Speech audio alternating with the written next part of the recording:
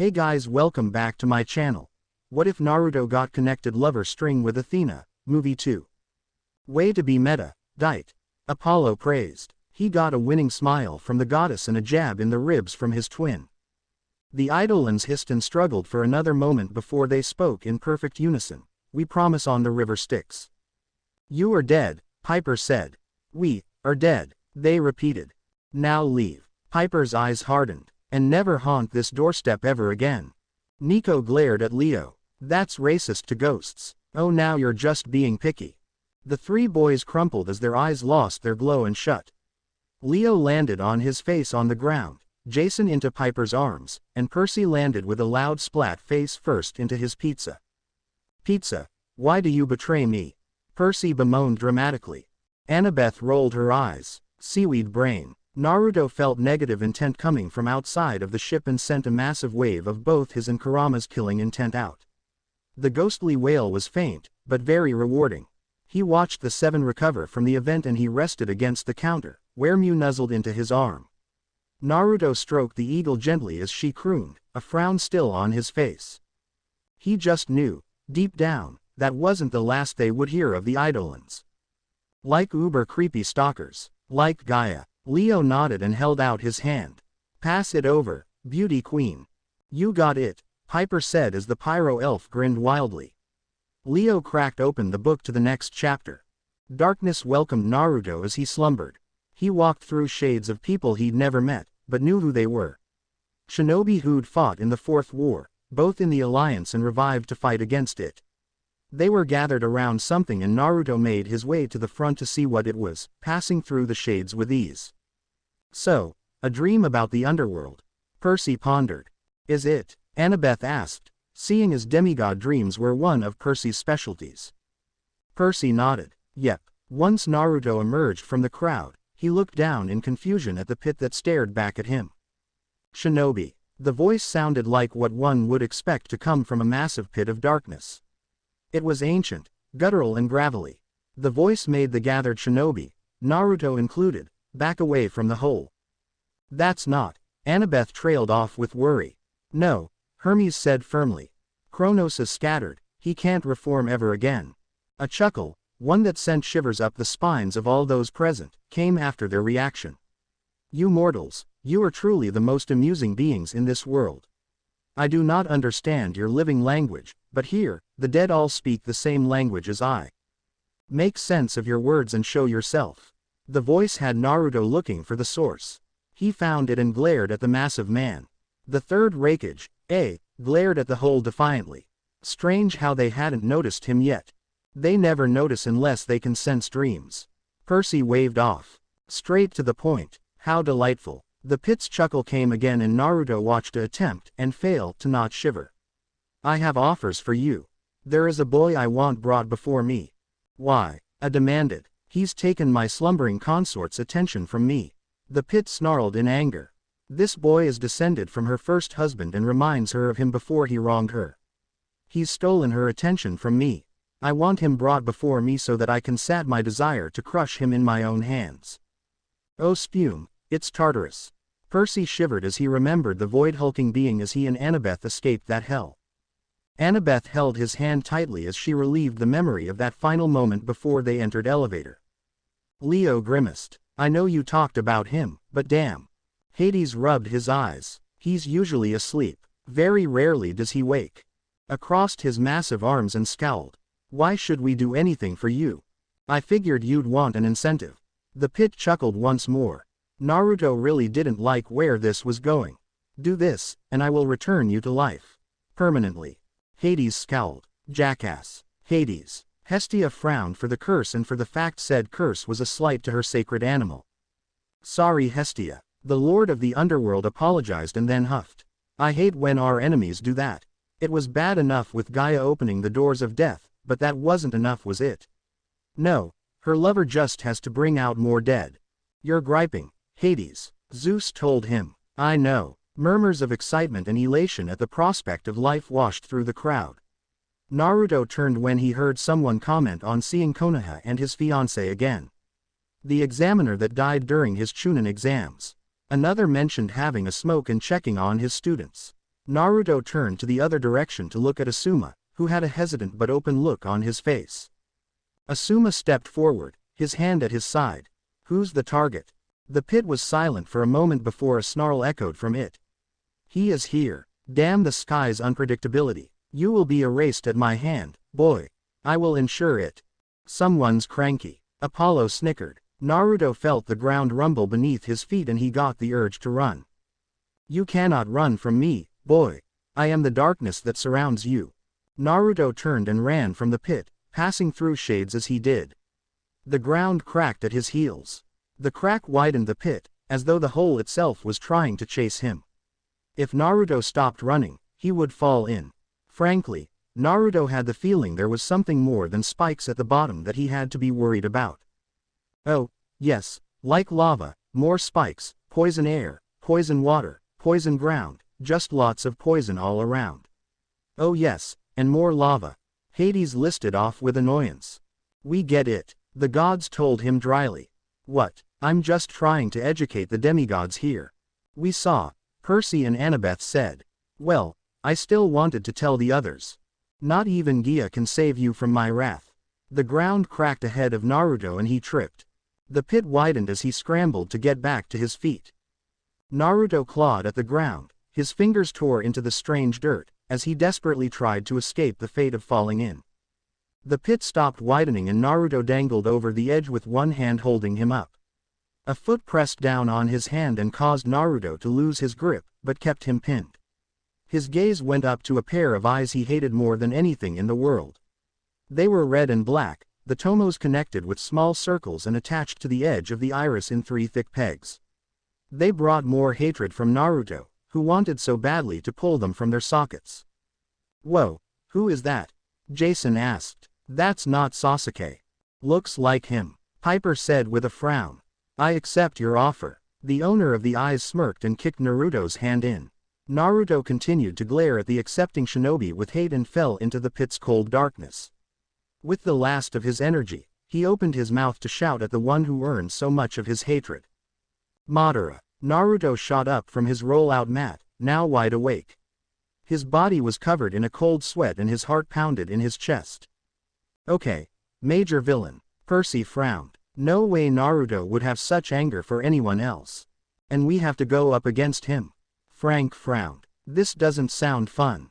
Chicken. Ares snorted. Where? I'll kill. Oh, don't tell me you had a nightmare. Aren't you too old for those? Kurama's anger settled into mild irritation at being awoken in such a way. I thought so, too. It felt so real, though. Naruto held a hand to his head and sighed. Man, I really hope that was just a nightmare. Nope, it was real, the demigods said together. What happened? Naruto opened his mouth to respond, but he stopped and instead looked to his door when it burst open. Naruto, we can't find Annabeth or Percy. Piper's voice was calm, but heavily concerned. She was also already dressed and ready for the day. How long was I asleep? Naruto wondered before he crossed his fingers. A platoon's worth of clones appeared in his room and raced out past Piper, who flattened herself against the wall to stay out of their way. Hup, hup, hup, Ares said in a stern army tone. 10 hut, Apollo said in a drill sergeant's voice. When the last clone disappeared around a corner, Piper looked back at Naruto with a dry expression. Stampede much. You'd be surprised at how effective it can be. Naruto got to his feet and stretched his arms above his head until his back popped. He scratched his side and stifled a yawn before he made his way over to his storage scrolls. So do you plan to watch me get dressed or? Don't be gross. Hurry up. The others are afraid Annabeth and Percy got kidnapped, Piper said before she shut his door. How? Percy asked the others. Well, you know, Jason trailed off lamely. No, I don't. Naruto snorted as he unsealed his clothes and grabbed his replacement hoodie. Kidnapped? How? We're on a flying ship. Exactly. Percy threw his arms up. Naruto was in the shower when the clone that found Annabeth and Percy dispelled itself. He laughed and wiped a tear away, amused along with the rest of his clones that also dispelled. He was so glad that the clone didn't wake the couple, both asleep in each other's arms. Dia, Aphrodite cooed with a giggle while Athena huffed a bit with a frown and Poseidon smirked. The couple in question gave flushed smiles to each other. The other's reaction to their discovery was bound to be funny. Naruto was wrong, it wasn't funny. It was hilarious. Annabeth pouted. Jerkish nephew. Piper grinned. It was funny. Shut up. Piper, like himself, was amused at the whole situation. See, Annabeth glared at her charm-speaking friend. Jason and Frank, the one that found them first, were stunned, though the Canadian shapeshifter looked more uncomfortable than stunned. Leo approved of it all, if his nods and repeated mutters of classic were anything to go by. Hazel refused to look either of the two in the face, her cheeks red from embarrassment of the scandal. It wasn't a scandal, the wise child protested. Hazel looked the other way, her face pink as she silently disagreed. Percy didn't seem to see what the big deal was, as he practically crowed to the room that he and Annabeth had been kissing before they fell asleep. Annabeth glared at him for that one, which allowed Naruto and Leo to quickly shoot the son of Poseidon 2 thumbs up. Annabeth was about as apologetic as her boyfriend, but she did look embarrassed at being discovered in such a position with him. The morning effect most teenagers had probably didn't help either. So, morning would anyone? Aries. Athena warned. Oh fine, still, Chase is good with a dagger out. The war god pried out the dagger in his knee that was thrown into his knee. Why? Athena said nothing, her visage like that of stone. In the stables. The perfect place to hide. Poseidon nodded. He winked at his son who just offered an awkward smile at his dad's approval. It was Coach Hedge who had the best reaction of them all. Naruto watched the satyr pace back and forth in front of the two, hollering at the indecency. Annabeth tried to get across that nothing had happened, though her words weren't believed when Percy would add in except for a few kisses. Wow, subtle Percy. Talia shook her head. It's true. As Hedge paced again and started to reprimand Annabeth, you're supposed to be the good one. Naruto wondered if he should mention that he found them first, but chose to let them remain undiscovered. Nah, that tidbit of information could be saved for a rainy day. Good boy. Aphrodite giggled. I'd do that, Piper admitted with a smile. Okay, I think it's time for breakfast, Jason said, saving Percy and Annabeth from further chewing. The two gave him a grateful look while Naruto pouted. Such a downer, flyboy. Naruto grinned when the microwave dinged and he pulled out a cup of instant ramen. He sighed as he took the first bite while he sat on the counter of the small kitchen. Ah, beef flavored. Jason and Piper glowered at him, for separate reasons. Really? What? Naruto blinked innocently while the others prepared their breakfast. It's a good way to start the day, get some protein in, make some energy. Calories to burn off for later. Aphrodite giggled. Honestly, Athena asked her, I do what I must.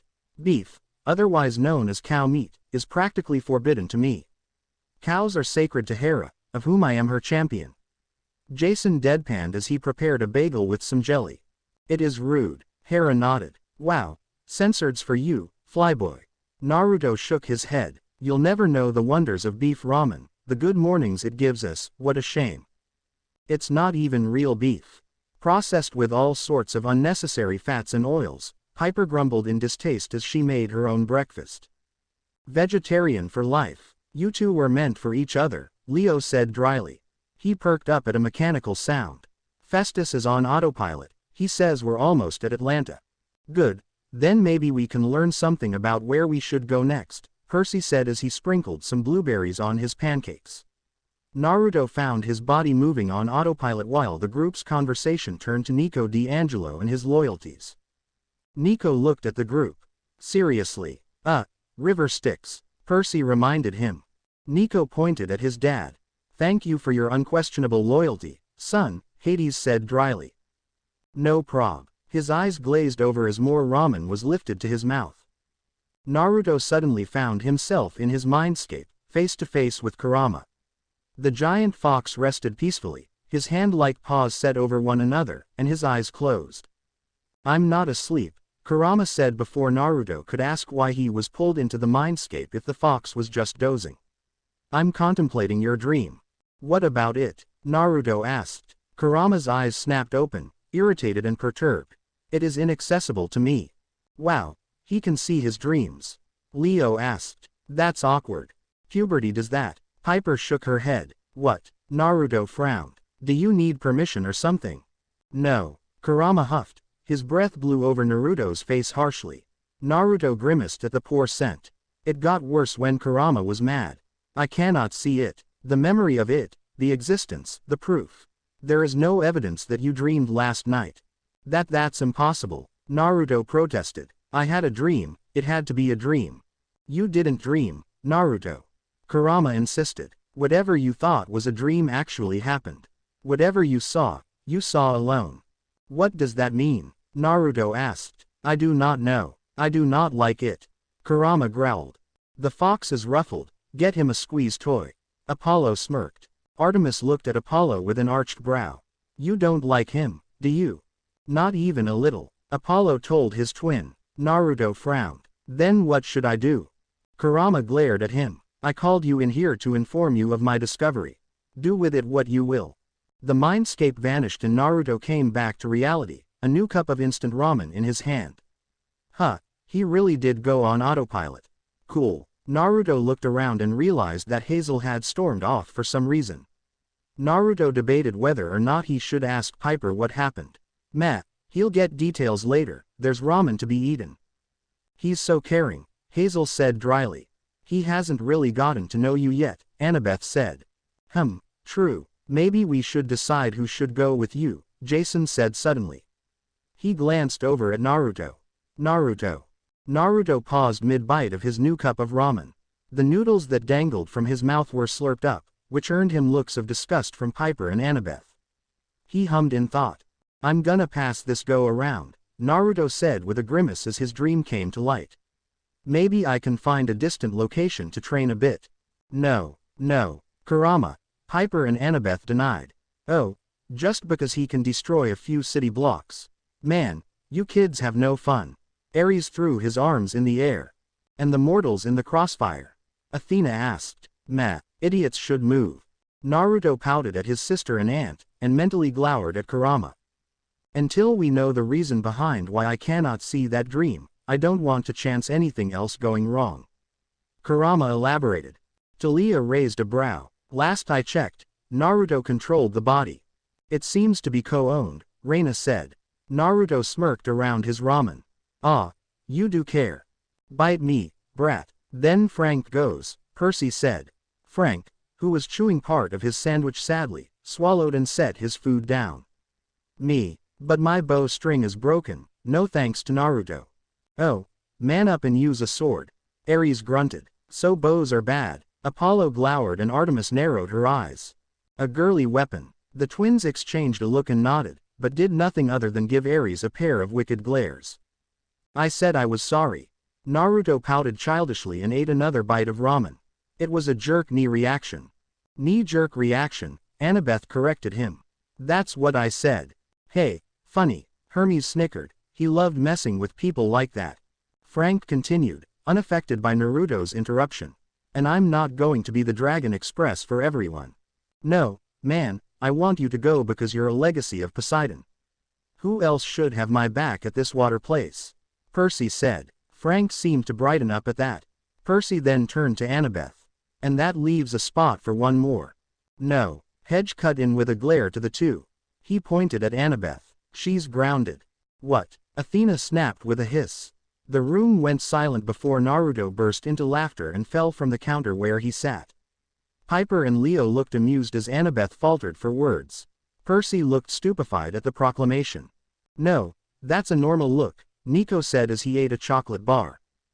G grounded, Annabeth asked. It was like she never heard the word before in her life.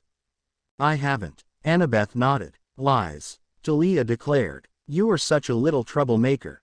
I'm taller than you. Semantics. Naruto had to grab his sides so he wouldn't split apart as his laughter grew. Yes, obviously you two can't handle being alone together, Hedge said with a stern nod. He glared at Naruto as the blonde got back to his feet. Hey, Whiskers McGee, stop laughing.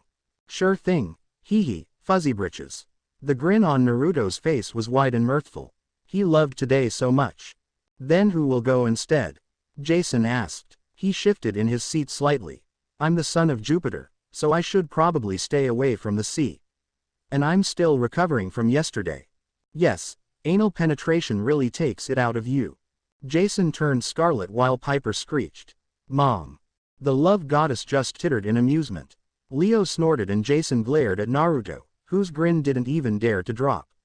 Instead, Naruto looked at Percy. Are you still recovering? Percy glared at him. No, I took a saltwater bath before I, met up with Annabeth. Naruto grinned as Annabeth and Percy's faces flushed. Hey chica bump bump. That is both hilarious and sad, Leo said as the others laughed along with him. Blondie, if you're going to say it right. Leo scolded the blonde shinobi. Piper lightly smacked Naruto on the arm, a small pout-like frown on her face. Don't tease them. Why? Because 1, it's not nice. Annabeth and Percy sent Piper a grateful look. It was retracted and replaced with a glare as the daughter of Aphrodite continued. And 2, I was going to say that. Piper. Annabeth cried out. I like teasing you. Piper smirked. Oh ho. Aphrodite grinned and looked at Athena with hopeful eyes. No. Sorry, Emo Udo. Naruto chuckled sheepishly as he rubbed the back of his head. So, if I'm not going, Leo. Leo and Frank met eyes before Leo looked back at Naruto. Nah, I'm going to skip out on this one, maybe get a nap in. I'll go, Hedge said. He grabbed the handle of his bat, which rested at the wall, and grinned. I'm in the need for a good fight. Naruto rolled his eyes while the others shook their head or ignored the bloodthirsty satyr. Best satyr ever, Ares praised. Alright, well then Hedge is coming, Percy said with a sad sigh. Naruto didn't blame him. The satyr was not someone Naruto wanted to be stuck alone with. While the three disembarked from the Argo II and went off to search for answers, Naruto sought answers of his own. He stood outside Annabeth's room with Mew perched on his shoulder and knocked on the door. Anna Baba, can I come in? I need to ask you something, Naruto said. The door was pulled open and 2 steeled eyes glared up at him. Naruto felt a bead of sweat go down the side of his face after a moment of uncomfortable staring. Sorry you got grounded. What do you want, Naruto? Annabeth asked with a sigh as she let up on the glare. Naruto let his hand drop to his side and he frowned. Have you ever had a strange dream, that didn't feel like a dream? Annabeth blinked before she opened her door fully. That sounds like a demigod dream. Annabeth Chase, the demigod's wiki. Nico smirked. Annabeth glared at him. Wikipedia isn't always right. And neither are you surprisingly. Burn. Leo muttered with a grin while Annabeth's glare steeled. Is there something different about a demigod dream? Naruto asked as he walked into his aunt's room. I'm not as experienced in them as Percy is. I could write a book. Percy agreed. Never, Athena said. Why not? Poseidon frowned. Athena scowled at her rival. Have you seen how your child constructs a sentence? He could never write a book, let alone an interesting story. Poseidon hummed in contemplation. But sometimes demigods get dreams of importance, Annabeth said. She rubbed her arm and glanced at the silver drachma set on her desk, atop of notes and texts that were sprawled across it. Sometimes they're warnings, and sometimes they're not entirely clear. Incomplete clues. What do you know about a dark pit? Naruto asked. Annabeth's eyes shot to him. A pit. What did the voice sound like? Naruto blinked and Mew fluttered over to perch next to a small stuffed owl. I got her that at Coney Island. Percy bragged. And it was very sweet, Annabeth said. She gave him a kiss on the cheek that earned a bright smile from Percy. How do you know there was a voice? This is important, Naruto. What did the voice sound like? Annabeth insisted. Naruto hadn't seen her this serious in a long time. Not since before they left for Camp Jupiter. Old, gravelly and very deep, Naruto said. His words seemed to put Annabeth on edge. Annabeth began to pace. No. Too soon. He can't have reformed so quickly, even with the doors open. Paranoid. He can't come back. You'd think she'd remember that. Hermes shook his head. It's a worry we all have. Athena told her brother sternly. But you confirmed it. So did Hades. Athena said nothing to that. Who? Naruto asked. Kronos. Annabeth's fists clenched and she groaned. But how? Luke's sacrifice. Correct me if I'm wrong, but isn't Kronos the Titan of Time? Kurama asked. No, it wasn't Kronos. Naruto interrupted Annabeth's audible pondering. The pit itself. The darkness in it, it wanted me. Naruto shuddered at the memory. Dead. You don't know that, Annabeth said. Naruto gave her a dry look.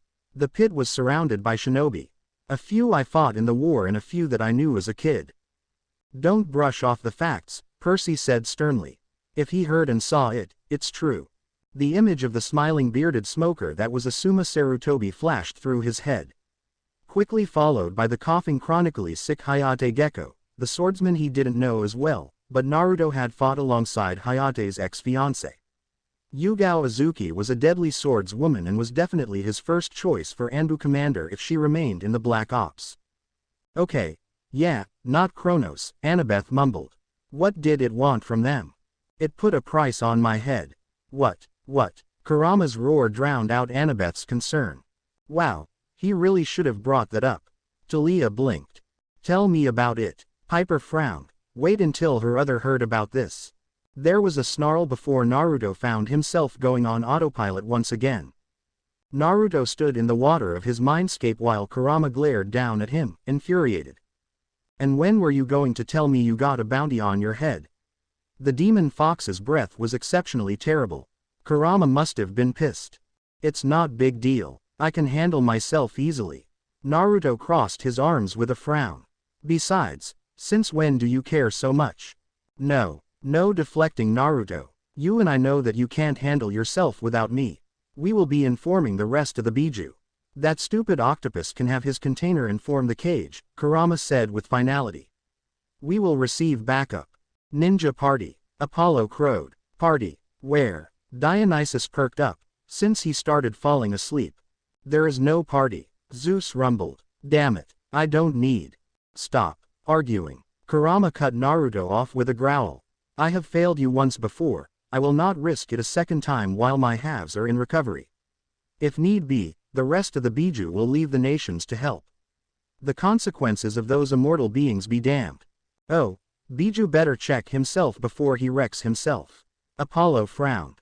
I wouldn't mind this. Ares grinned. Hephaestus rolled his eyes. Yes, because pointless destruction is good. Of course it is. Naruto blinked in mild surprise. That was a lot of concern to come from the Nine Tails. It was certainly the first time Kurama ever got mad at him for that reason. Naruto let a wide grin spread across his face. I knew you cared. Kurama glared at him. Don't push me. I'm still mad at you. Ah, Mr. Grumpy Pants needs a hug, Leo said in a baby voice. Stop that, Jason told him. It was annoying. Fine. I love you too, Kurama. Did I interrupt something? Annabeth asked, an amused smile on her face. Naruto blinked and looked around.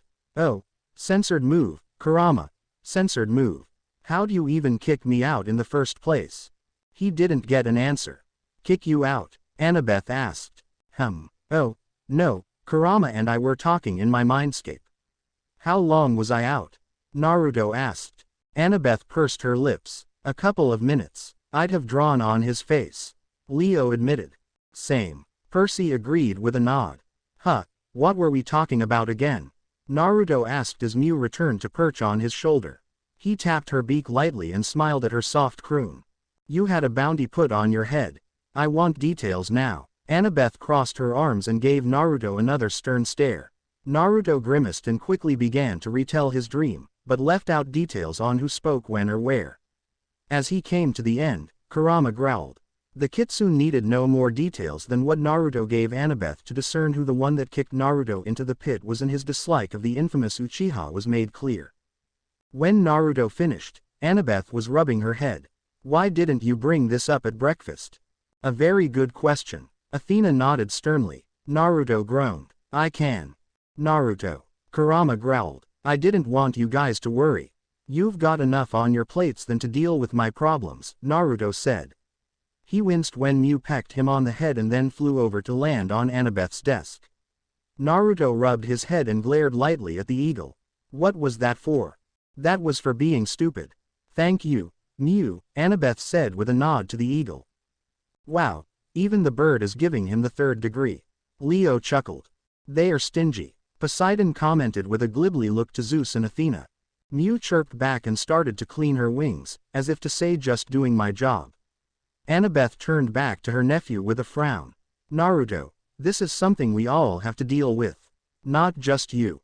Naruto folded his arms in front of his chest. Anna Baba, trust me. You know what I did to Percy and Jason. That was me holding back. A lot. So not cool. Percy brooded as Jason frowned. You poked Jason in the butt and kicked Percy between the legs multiple times. Annabeth retorted. That's not holding back, that's aiming for weak spots. Yeah, that's me being non-lethal, or in civilian terms holding back. Naruto stepped forward and tapped Annabeth on the head.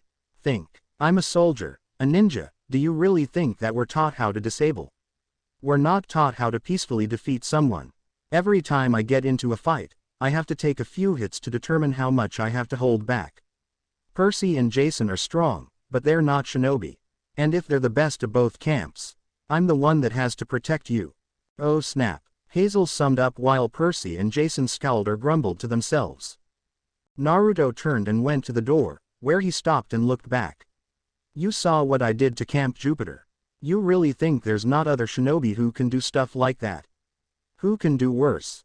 Naruto left Annabeth to consider his words. Well, I have nightmares now, Annabeth said dryly. Thanks Naruto. He was just warning you. Piper told her. We've seen what they can do. Annabeth still frowned. Naruto walked around atop the deck of the Argo II, contemplating the dream he had. Naruto wanted to know who would come first. He glowered at the prospect of facing Madara. That would be like fighting 5 duplicates of Athena's giant at once. That's disturbing, Jason said with a furrowed brow. Not good at all, Piper frowned. And don't those Uchiha guys use fire? Wow, that's censored for him. Leo nodded. It was very sad. Too bad he isn't immune to fire like this smoking stud muffin. At least this way he won't try to bring about the moon's eye again, Kurama said, trying to find the bright side. Naruto snorted. No duh, it's probably the challenge. Most Uchiha are cursed with superiority complexes. I'm fairly certain that Itachi was the only one born without it. Sasuke needed to lose his arm to get it pounded out of his head. Dismemberment does bring forth understanding, and death. Ares nodded. Wisely. He deserved more if you asked me. Punk-ass Uchiha brat. Naruto rolled his eyes at Kurama's grumbles and leaned against the railing of the ship. He closed his eyes and let natural energy blend with his chakra. The telltale signs of a toad sage appeared on his face, his eyes gained orange pigmentation around them. He needed to relax. His aunt answered some questions but their conversation raised more. Who would come after him? Mostly everyone that knew who he was. The title of strongest shinobi is both a boon and a curse. Percy frowned. He knew that feeling. Lots of monsters, and even campers, wanted to challenge him all the time since he was so strong. It was tiring for sure. Could he handle them? Probably. He was strong enough to face off against the so-called bane of Athena even without Kurama. Could he protect the 7 and keep himself alive? That was the real question. Well, statistically speaking, no. Athena glared at Ares. You never talk about statistics. Never speak of it again. I can talk smart. Please don't. The gods grunted. It would be far too creepy. Naruto's eyes snapped open, now golden with toad pupils within them. That's not good. What is? Crap. Naruto. I know, Kurama. Naruto pushed away from the railing and tensed. That's so not good. There are 2 of them. They're heading this way. Fast. Very fast. Kurama growled. Those 2. Kill them, Naruto. Make them suffer. I sense a grudge match. Hades mused, looking a tad interested. Make who? Oh shit. Naruto jumped over a giant silver sword that sliced into the hull. The censored. Leo cried foul. He fell down towards the earth and dodged a golden chain that had a gold kunai at the end. Naruto pulled out his staff and deflected the chain as it was thrown at him once again. Apollo chuckled. Gold, silver, and bronze. Seems Naruto came in third. Artemis palmed her face and groaned. Look, brother, he falls with the grace befitting a Biju container. Indeed. Perhaps, he'll shatter along the ground like a jar dropped from a shelf. Artemis let out a suffering sigh. It was like something Apollo would say. Naruto glared at the speakers. who were a distance above him but gained speed quickly. There were two, like Kurama said, and they were definitely not trying to hide. They both had long hair that fanned out like a headdress that Piper had shown him when she was talking about her heritage, horns that stuck from their head, and attire that labeled them as natives of Kumogakure. They were heavily muscled like Kurabi and E, which worried Naruto just slightly. What really put him off were the whisker marks that resembled his own on both of their faces. What? How dare they copy his features? Aphrodite said, highly appalled at this development. The two had differences, though. Both had a tattoo on the opposite shoulder of the other. One was the kanji for gold, and the other for silver. Their hair and eyes matched the kanji on their shoulders. Apollo whistled. Now that is stylin'. Kurama roared loudly in Naruto's head and, without permission from the blonde, formed a cloak around him. The chakra cloak shot out a dark red claw, which swiped at the two brothers, only to miss by a few centimeters. The silver-haired one with the massive sword laughed. The Kyuubi remembers us, Kinkaku. The silver-haired man grinned, his whiskers spread along with his cheeks. Far too much like Naruto's own. That's a real creeper of a smile. Nico pointed out. Like evil ninja creepy? Frank asked. Yeah, they'll always be creepy.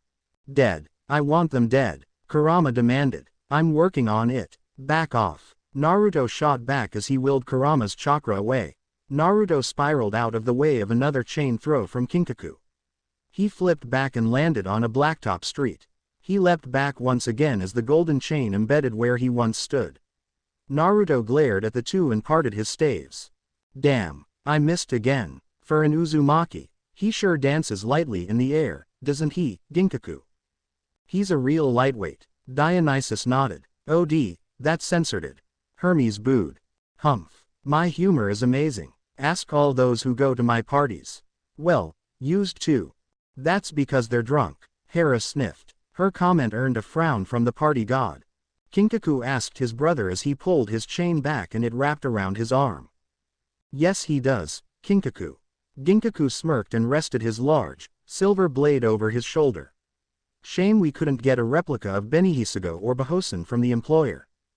Ah, but we got Kokenjo and Shichiseiken back, Kinkaku said as he rubbed the chain wrapped around his arm.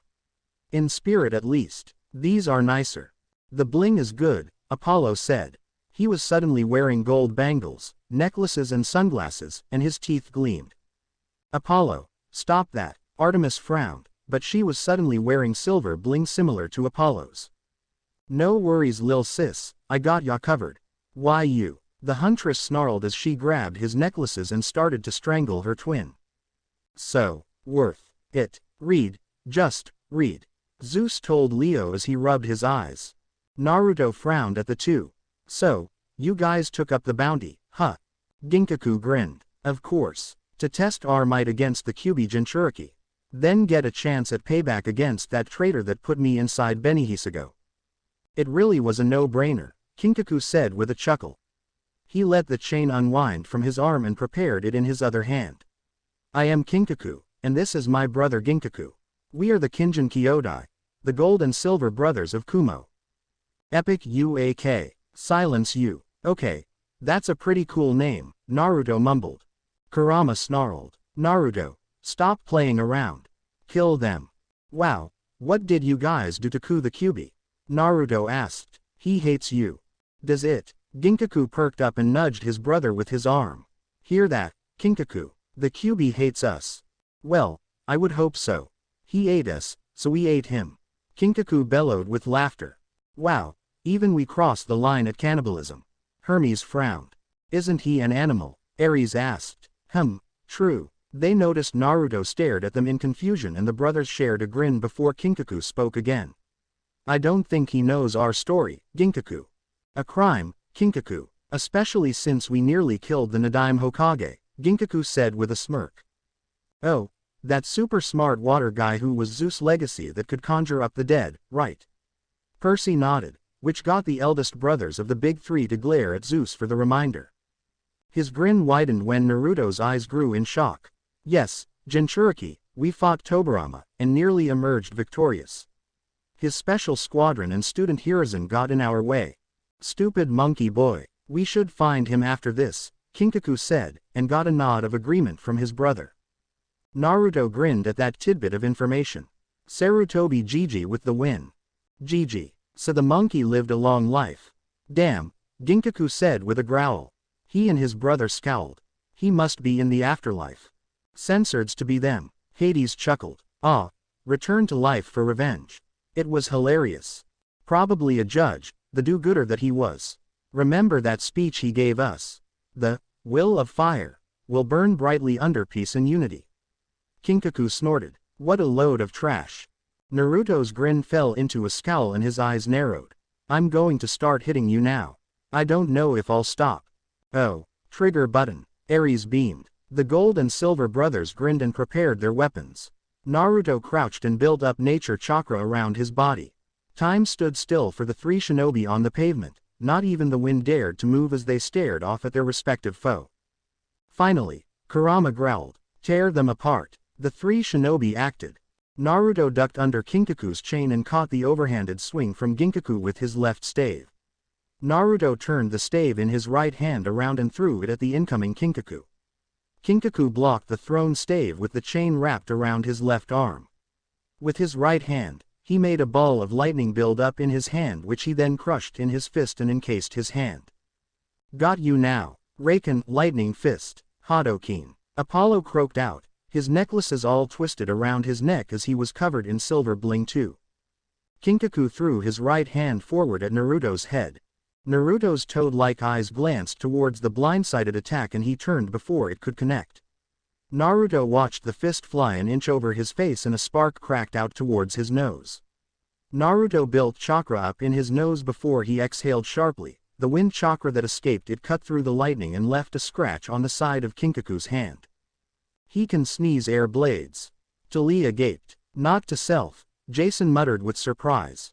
A paper cut. Kinkaku scowled at the light sting in his hand and brought his chain-covered arm up over his head as his right hand pulled back.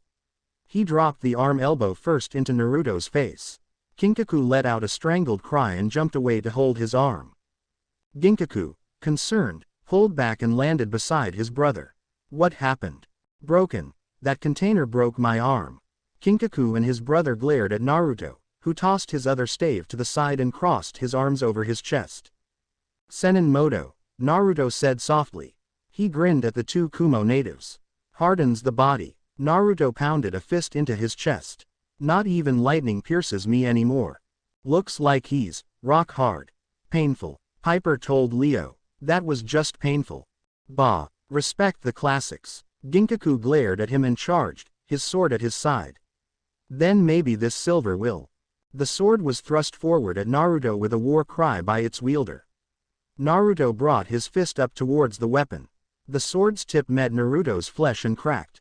Ginkaku watched with wide eyes as he drove his refashioned sword to the hilt, the silver blade broken into pieces by Naruto's fist. Bitch, get that weak shit outta here. Ares cackled.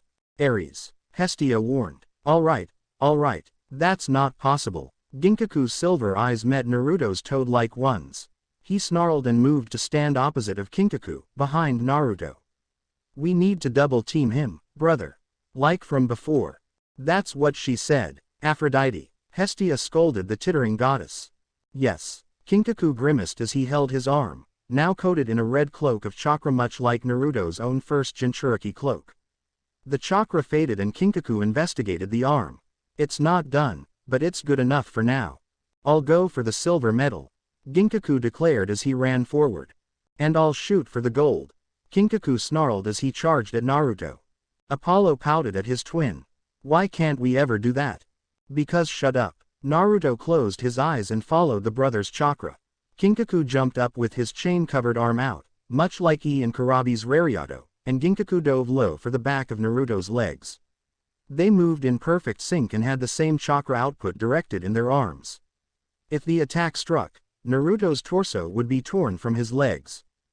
Not that it would. At the last second, Naruto leaned back and jumped, going parallel with the two brothers. The dude pulled a matrix. Leo gasped with fanboy glee. He turned and held his hands out like claws as he took a page from his friend Kiba's book. Senjutsu. Suga, Sage Technique. Passing Fang. A small, enclosed tunnel of high-speed wind chakra covered Naruto's body. The technique tore up a large portion of the road, and the two brothers, who were flung to opposite sides of the road as an outcome to the attack, landed with deep gashes in their skin. That's going to leave some damage everywhere, Frank pointed out with a grimace. Naruto landed firmly on his feet. A spider web shot out in the dirt at the impact. Kaku, Ginkaku gasped blood out of his mouth and wrapped his arms around the deep wound in his stomach. Red chakra leaked out around both brothers and a cloak covered them. Bastards want to use my chakra, Kurama snarled. I'll give them some chakra to use. Eating my stomach, I'll show them. Naruto pushed back the chakra Kurama was forcing forward. He was not going to lose, not to these two whiskered clowns. Naruto made some distance between himself and the brothers as they started to become enveloped by version 2 cloaks. Hey, that's right fools, shorten your lifespan with my chakra. Kurama cackled. Let me play with them, Naruto. They need to be punished for stealing my power. Ah, isn't he adorable being all kill happy? Ares smiled fondly. Athena just moved a bit away from him. Playtime is over. Ginkaku, or at least what was Ginkaku, snarled. 5 tails of chakra waved behind him as he got to his feet. We end this now, Kinkaku agreed. His 6 chakra tails slammed into the ground and made it shake with the impact. Hey, 5, 6. Apollo pointed at the screen. 7, he said to himself and pointed at his sister. 8 and 9, he pointed to Naruto with a smile. Amazing, you can count. Artemis dryly told him. Not that point I was getting at. The sun god frowned. He thought it was funny. Naruto closed his eyes and gathered more natural energy. He took a deep breath and his eyes snapped open, slits bisected the toad-like pupils. Red bled into the golden irises of his eyes. That's still creepy. Aphrodite frowned. She did not like the frog eyes on her babies. This isn't the end, Naruto said. He narrowed his eyes into a glare and held his hands out to his sides. 2 large blue chakra orbs started to grow in his palms, and then white lines of wind chakra formed around them. Naruto held his 2 futon, Rasengan up. I'm just getting warmed up. Yes, Ares cheered, more fighting out. My ass. The war god screamed like a little girl as he had a gold and silver arrow in each cheek. The twins smirked and high-fived each other. Well, that was weird. Leo blinked as he closed the book, Taker's People. Talia cracked the novel open to continue the tale. The gold and silver brothers, now in what the natives of the elemental nations called the version 2 Jinchuriki cloak. Their eyes were now solid white, and blood-red chakra cloaks hid the rest of their features from view. Their mouths looked a bit cartoonish, not that they were talking. Ah, they look so cute. Ares grinned at the sight. Aphrodite looked horrid that her boyfriend thought that. How are they cute? They're my favorite color, blood red. Not to mention they look ready to wreck some shit. Ares cackled. I want one. No, Zeus frowned. Stick to your pigs. First off, they're boars. Ares corrected with a frown. One does not diss the sacred animal of a god, even if the offender is the king. Secondly, they're not as common in the States.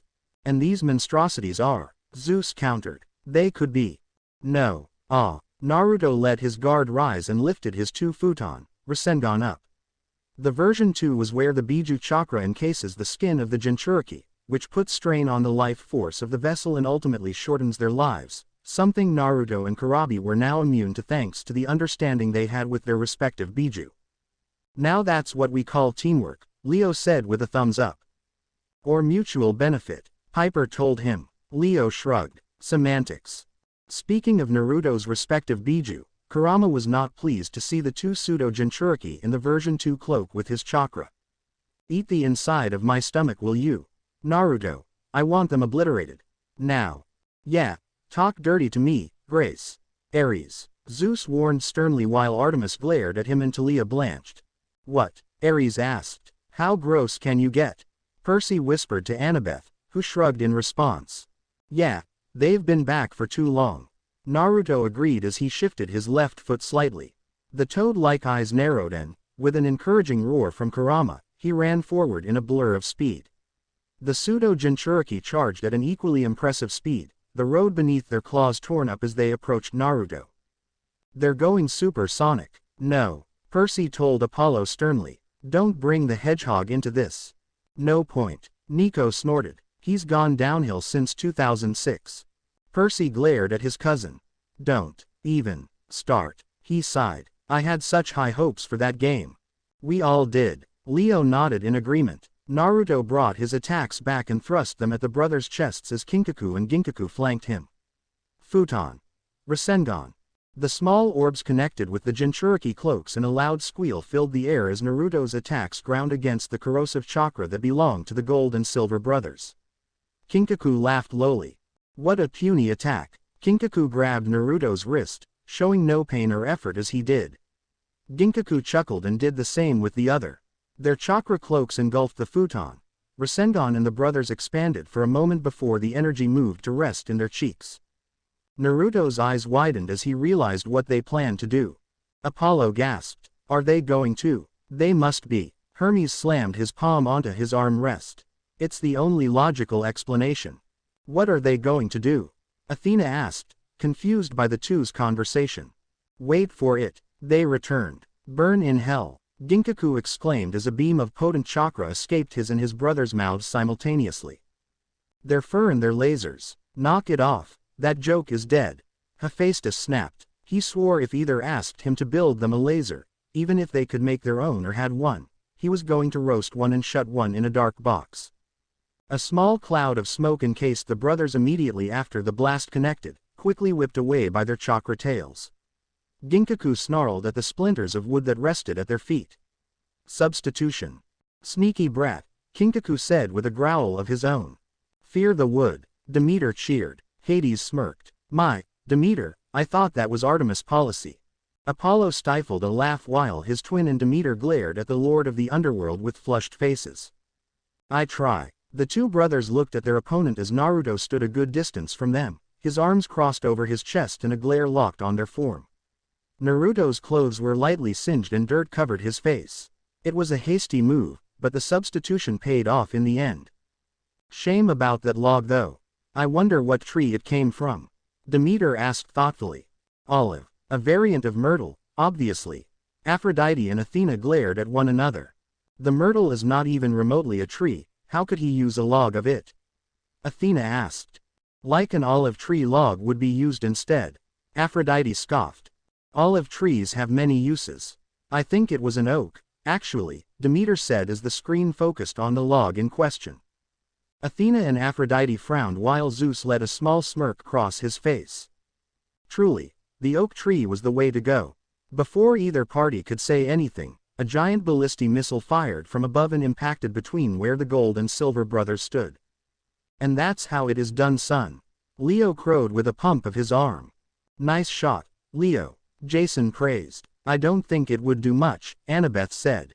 Leo scoffed. Shush, non-believer. My missiles are no joke.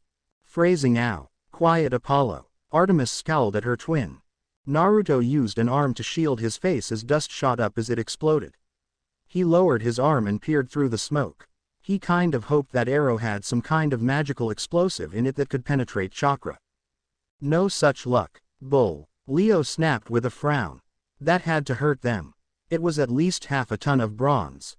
Freaky ninja magic, Percy reminded him. Not to mention we've seen Naruto brush off Roman artillery, Annabeth said. But those were rocks. No offense, Hazel, Leo added. Hazel huffed. Just wait until you're hit with a rock. Well, that was annoying. Kinkaku grumbled. His white eyes were locked on the ship that hovered above them. I think it's time to sink that ship, brother. They best not be thinking of wrecking my ship. The son of fire snarled, his eyebrows lighting up. Naruto won't let them, Leo. Piper assured her friend with a hand on his shoulder. Just calm down. Fine, but he better stop them. Like the time we sank Mizugaku's fleet. Ginkaku said with a gleeful chuckle. The brothers crouched down and kept their gaze on the Argo too. Ginkaku looked back at the dumbfounded Naruto. Excuse us, we'll be right back. The brothers shot up from the ground with a mighty leap that left behind two craters. Naruto stared at them and then grit his teeth. Oh no you don't. Naruto crouched down like a toad and shot up after them. He'd be a master at leapfrog. Hazel awed. Leapfrog? Leo asked her. She gave him a weird look. You don't know leapfrog. Well, wow, that's rather ignorant for someone who was born in the 21st century. Hazel commented. I thought it was still around. Leo frowned. He felt insulted that Hazel of all people said that. Gosh darn it. His own crater twice the size of the two brothers. He'll leave some clones to clean that up when this was all said and done. Kinkaku and Ginkaku used their chakra tails to deflect or destroy any missile that flew their way. Some explosions were getting far too close to the nearby city for Naruto's liking. Naruto made some clones that used Kurama's chakra to stop the deflected missiles. A bit trigger happy, Leo? Annabeth asked. Big red demon things. The son of fire countered. You gotta shoot them in the face. Shoot them in the face. Ares cracked a grin to his full-blooded brother. I like him. The smith sighed. Of course you do. And Naruto himself donned the golden chakra shroud. No, don't leave. We were just starting to have fun. Kurama snarled as multiple chakra arms shot from Naruto's shoulders and grabbed onto the two pseudo-Jinchuriki by their tails. Kurama growled as the chakra arms flung the two brothers back towards the earth. Ginkaku and Kinkaku hit the ground with a loud bang, demolishing whatever once remained of the road they fought on. Another set of chakra arms grabbed the revived siblings around their stomachs when they tried to rise back up. Kurama cackled in the back of Naruto's head as he landed on the ground with ease. Time to face oblivion, Nats. Naruto, give them a death they'll never forget. Kurama snarled as he had the arms pull the brothers back to Naruto. With a silent agreement to his Biju, Naruto made his own chakra claws that sprouted on either side of his wrist. The claws hovered over his palms and two black orbs formed in Naruto's palms. Wait, didn't he destroy a mountain with that? Jason asked with worry. Poor Atlanta. Percy frowned. He thought it was a pretty cool place. Besides being almost turned into a tourist attraction, that is. Kurama roared. Face my wrath. This ends now, Naruto declared firmly as he held his hands out once the orbs finished forming. The brothers struggled against the arms' grips on their stomachs once they saw what they approached. Naruto let out a yell as he slammed the black orbs into Ginkaku and Kinkaku's heads. Double Cho Bijudama. The collision of his attack to the gold and silver brothers' skin caused a loud explosion and a shockwave that made the Argo rock violently from where it was parked in the air. No, not the parking spot. I could get a ticket. Jason and Piper palmed their faces at Leo's dramatic cry. Dirt and dust shot up around the area, making human visibility absolutely impossible throughout the city. For any onlooker, they'd have to wait for the dust to clear to see what happened. The passengers on the Argo, all on the deck, jumped when a loud thud got their attention. Frank, who had been the one directing Leo's shots and who'd flown Hedge and Percy back from their trip to the aquarium, held his repaired bow up with an arrow nocked and ready. He stared at the golden shroud that covered Naruto's form and lowered his bow slowly. I will never get over how weird that is, Frank said honestly. You can change into probably every animal, yet that is weird to you? Percy asked. He glows and uses ninja stuff. I glow. Apollo sniffed. That's not the point, Artemis said dryly. Naruto blinked as his sage mode faded and his crossed pupils reverted to slits while his golden cloak flickered with flames. What's weird? Dude, Leo gaped from where he stood. You're on fire. That's my shtick. Shtick stealer. Leo crossed his arms with a pout. Huh. Naruto blinked again and looked at his hands as golden chakra flames danced off of them. Oh, right. They're dead. Kurama, let's cut the cloak. I would, but there's another problem. Kurama grunted. Naruto arched a brow, and that would be the dark intentions heading our way, Senin-san. What, shit. Naruto cursed and quickly reached out with his empathy. The source was still a good distance off, but Naruto could recognize it easily. All of what the light touches, he can see. Hey, Apollo glared at Hermes. That was his shtick. He grimaced and turned to Leo. Wherever you have to be, start going. What? Leo asked. Naruto groaned as he ran back to the edge of the deck and leapt to the railing. Before he pushed off, he looked over his shoulder at Leo. Fly, you idiot. After Naruto leapt from the railing, Leo scowled and crossed his arms. Who's he calling an idiot? Uzumaki. A wave of killer intent washed over the ship and the seven froze. Percy, who was still recovering from his trip to the aquarium, promptly passed out due to the strain it put on his spinning head. Ares bellowed a laugh. "Ha, nice one Prissy, passing out like a pansy." Percy gritted his teeth. Much as he didn't like to admit it, Ares was sort of right. Passing out was embarrassing. Annabeth and Piper trembled where they stood, both trying to rationalize the feeling of dread that overcame them as they slumped to the ground. Both girls grimaced with worried looks on their faces. Hazel collapsed to her hands and knees, eyes wide with terror as she relived her first death. Hazel frowned, snuggled next to Frank as she didn't want to remember that. Frank clung to his bow and the mast as he felt all sorts of animal instincts overcame his Roman training, mostly fight-or-flight instincts that leaned greatly towards the flight. Ares gave Frank a disappointed look. "Hey, when you can shapeshift, there's a cost. Something bigger and badder gets those instincts to go haywire," Frank explained. Ares though still looked displeased. Jason grabbed the railing he stood near to steady himself. This was worse than what Naruto used on him, both times. His eyes even tingled as he remembered what it was like to see Hera in her godly form. Jason shivered at the very notion that he'd remember that feeling again or even have to compare it to something. "That killing intent is rather interesting," Hades noted. "It's much like my helm, but has a more mortal application of activating the flight or fight instincts of their opponent instead of just generating pure fear." Jason scrunched his eyes shut and reminded himself that he was alive, that he wasn't going to go down without a fight. And that he still had to learn how to do that. Jason had a hopeful look in his eyes. "No," Piper frowned. "But Piper, ninja stuff." "No ninja stuff for you." Jason pouted. Talia snickered. "Leave the stealth to me, Jason." "Talia can stealth?" Nico asked with a bizarre look. Talia glared at him for the remark. "Better than you, death breath." "Shut up." Killing intent, he managed to gasp out as his breathing returned to normal. Jason turned around and looked at Leo, who was on his hands and knees dry heaving, fire spreading from his back slowly. "Leo, you have to snap out of it." Jason stumbled to the side of the Argo-II's pilot and used a large gust of wind to douse the flames just as they reached the deck. "Leo.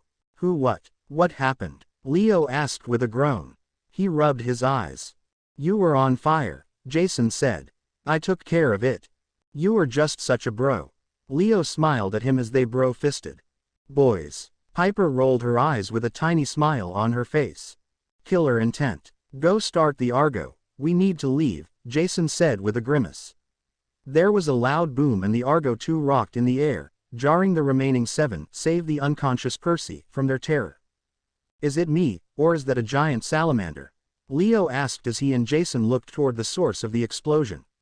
Sure enough, there was a giant dark-colored salamander with a small speck on its head, opposite of the glowing figure they knew to be Naruto. "Start the Argo," Jason repeated. Danger warnings were blaring in his head, and Jason didn't want any part of what Naruto had just gotten into. The giant salamander was just more evidence to stay as far away as possible. "Oh, come on, how scary can a giant salamander be?" Ares mocked.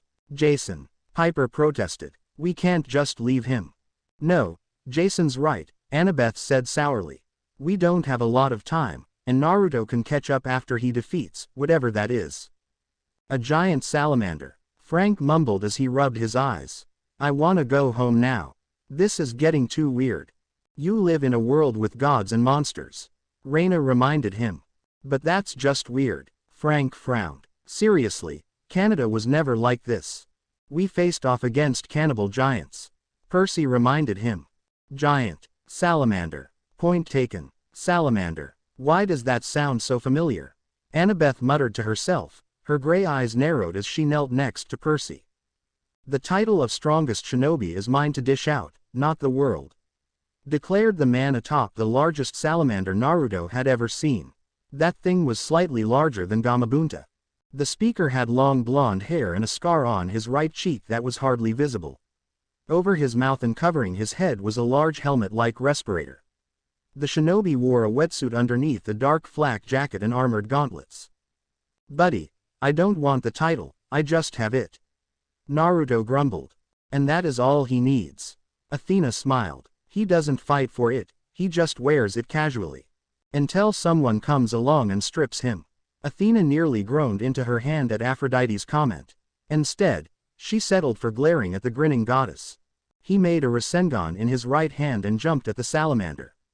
The salamander hissed and a purple gust escaped its mouth. The wind not only sent Naruto back to the ground, but Naruto lost concentration as the poison leaked into his system despite the chakra cloak that covered him. Oh, that's censored. Percy winced. I hate fighting poisonous enemies. You would know. Talia nodded. He has the worst luck with poison. Nico agreed. Percy glowered at them. You guys censored. Hang on, Naruto. This'll only take a second to clear up, Kurama said with a growl as Naruto landed on the ground, his hand wrapped around his throat. Oh come on, Apollo complained. He's got broken healing like Percy, too. I get it when Naruto was my kid, but this is a load.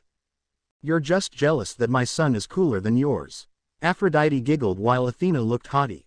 He is not, Apollo pouted. Percy frowned. My healing isn't broken. The hell it isn't, Apollo snarked, glaring at his uncle. Poseidon arched a brow. Over centuries, alchemists and healers alike have used water in their medicines. It has a natural healing quality to it. My rule over the domain just happens to amplify it. Shouldn't my rule over healing do the same? Poseidon shrugged. Possibly, but it's still water. You use light and fire most of the time, sun god. Touché. The cloak retracted back into Naruto's body so Kurama could focus fully on healing the poison without losing the proper balance of yin and yang that allowed Naruto to use the cloak without consequence. Insolent brat, the shinobi growled. And Jiraiya spoke so highly of you during our recent battle. I am Hanzo the Salamander, former leader of Omegakure no Sato and the man that created the Sannin. Wasn't there a real ninja named Hanzo? Annabeth asked. Athena hummed. Yes. He was highly skilled I believe. So, does that mean there were two Hanzos? Frank asked. Reina frowned. This is peculiar. Talia glowered at them. You know, we could learn more if you'd let me read. Yes, continue, Talia Grace. Athena nodded. She wanted to see what this Hanzo could do. You're the old guy that Ero Sennin and Bachan fought with the hubby Tem? Naruto asked. Hanzo blinked and looked down at his salamander summon. This is the savior of the world Jiraiya boasts of. Percy gets that a lot. The blonde child of wisdom sighed. The son of Poseidon shrugged. Hey, it lets them underestimate me. Like Ares. You weren't the savior then, you censored and brat. Ares, watch your mouth. Hestia chided. Hanzo-sama. Perhaps death affected the toad summoner much like it had you, the salamander said. Possibly, Hanzo agreed as he looked at his older body. The summoning he was victim to in the Fourth War was preferred over this actual reincarnation, at least in that body he was immortal. His eyes narrowed and he pulled out a sickle-like weapon from behind him. It had a long chain that was weighted at one end and had a small sickle with a blade that was easily as long as Naruto's arm on the other. For now, let us see how holds up against your poison and my Kusarigama. Oh crap, I remembered who this meat bag is, Kurama said with an annoyed growl. You need backup, Naruto. Man the torpedoes. I shoot missiles of fiery death. Leo grinned at Percy. Percy shrugged, saying torpedoes is easier and cooler. Naruto frowned as he took in natural energy to go back into sage mode. Why, so his name is like Danzo's. That freaky old dude Apollo Naruto me killed. The sun god asked. What? Artemis asked. The guy the first killed in the story where Naruto was my son. Ah, Artemis nodded. Yes, I believe that's the one. Hermes frowned. We need a way to distinguish between these multiverses. Like, maybe rename Naruto when discussing different stories. Such as, Athena asked. This one would be Afruto. The messenger explained. Aphrodite beamed. I love it. I don't, Athena said with a frown. Minato was my son. Yeah, but Minato isn't the main character. Hermes returned. Athena frowned. True. So Danzo. Hanzo cut off the internal conversation with a seething snarl. He betrayed me to pain. He is the reason I lost that battle and died. Coward. If he had killed that idealistic fool, Sarutobi, like I had suggested, then perhaps his reign as Hokage would have been much longer. Okay. Yeah, I don't like you. Naruto scowled heavily. No one dissed his Gigi and got away with it. Yeah, we like old people here. Percy shook his fist. He tossed a thumb over his shoulder at the gods. Like these guys. We're not that old, Poseidon brooded while the rest of the gods gave Percy varying looks of dryness or annoyance. His eyes narrowed. Pain. So this is the guy that Nagato fought against, and he was the one that fought Erosenin and Bachan to a standstill back in the Second War. I need to keep my guard up, I don't know a lot about him. Hanzo scoffed and held his weapon in front of him. I care not if you like me, boy. We will fight, and I shall determine if you are worthy of my title as the strongest shinobi. He reminds me of Zeus a little. Hades rubbed his chin slowly. Though you'd have to replace the whole worth of my title with, give me back my title. With some whining, Poseidon asked. Of course. A riot routine, the both of you. Zeus glowered at his brothers. Naruto, summon a stupid toad. Now. Kurama barked. Fine. Naruto jumped back as a purple slash came from Hanzo's weapon. The ground that was cut by the poisonous chakra blow sizzled and died. Naruto ignored this and bit down on his thumb. Kuchio's no jutsu, Naruto exclaimed as he slammed his hand onto the earth. A plume of smoke exploded and a familiar small green toad appeared before Naruto along with a familiar purple toad that shared the green one's height. Fukasaku smiled at his student, but turned abruptly and glared at the opponent when his wife let out a surprised croak. Hey, the odd couple. Nico pointed out with a small grin. Frank nodded. They do argue like them. The what? Percy asked. You don't watch old TV shows? Nico asked. The son of Poseidon just gave him a blank look. I'll take that as a no. Naruto-chan, I'll be giving ya 2 seconds to explain to me why Sanshou no Hanzo of the Salamander, is fighting ya.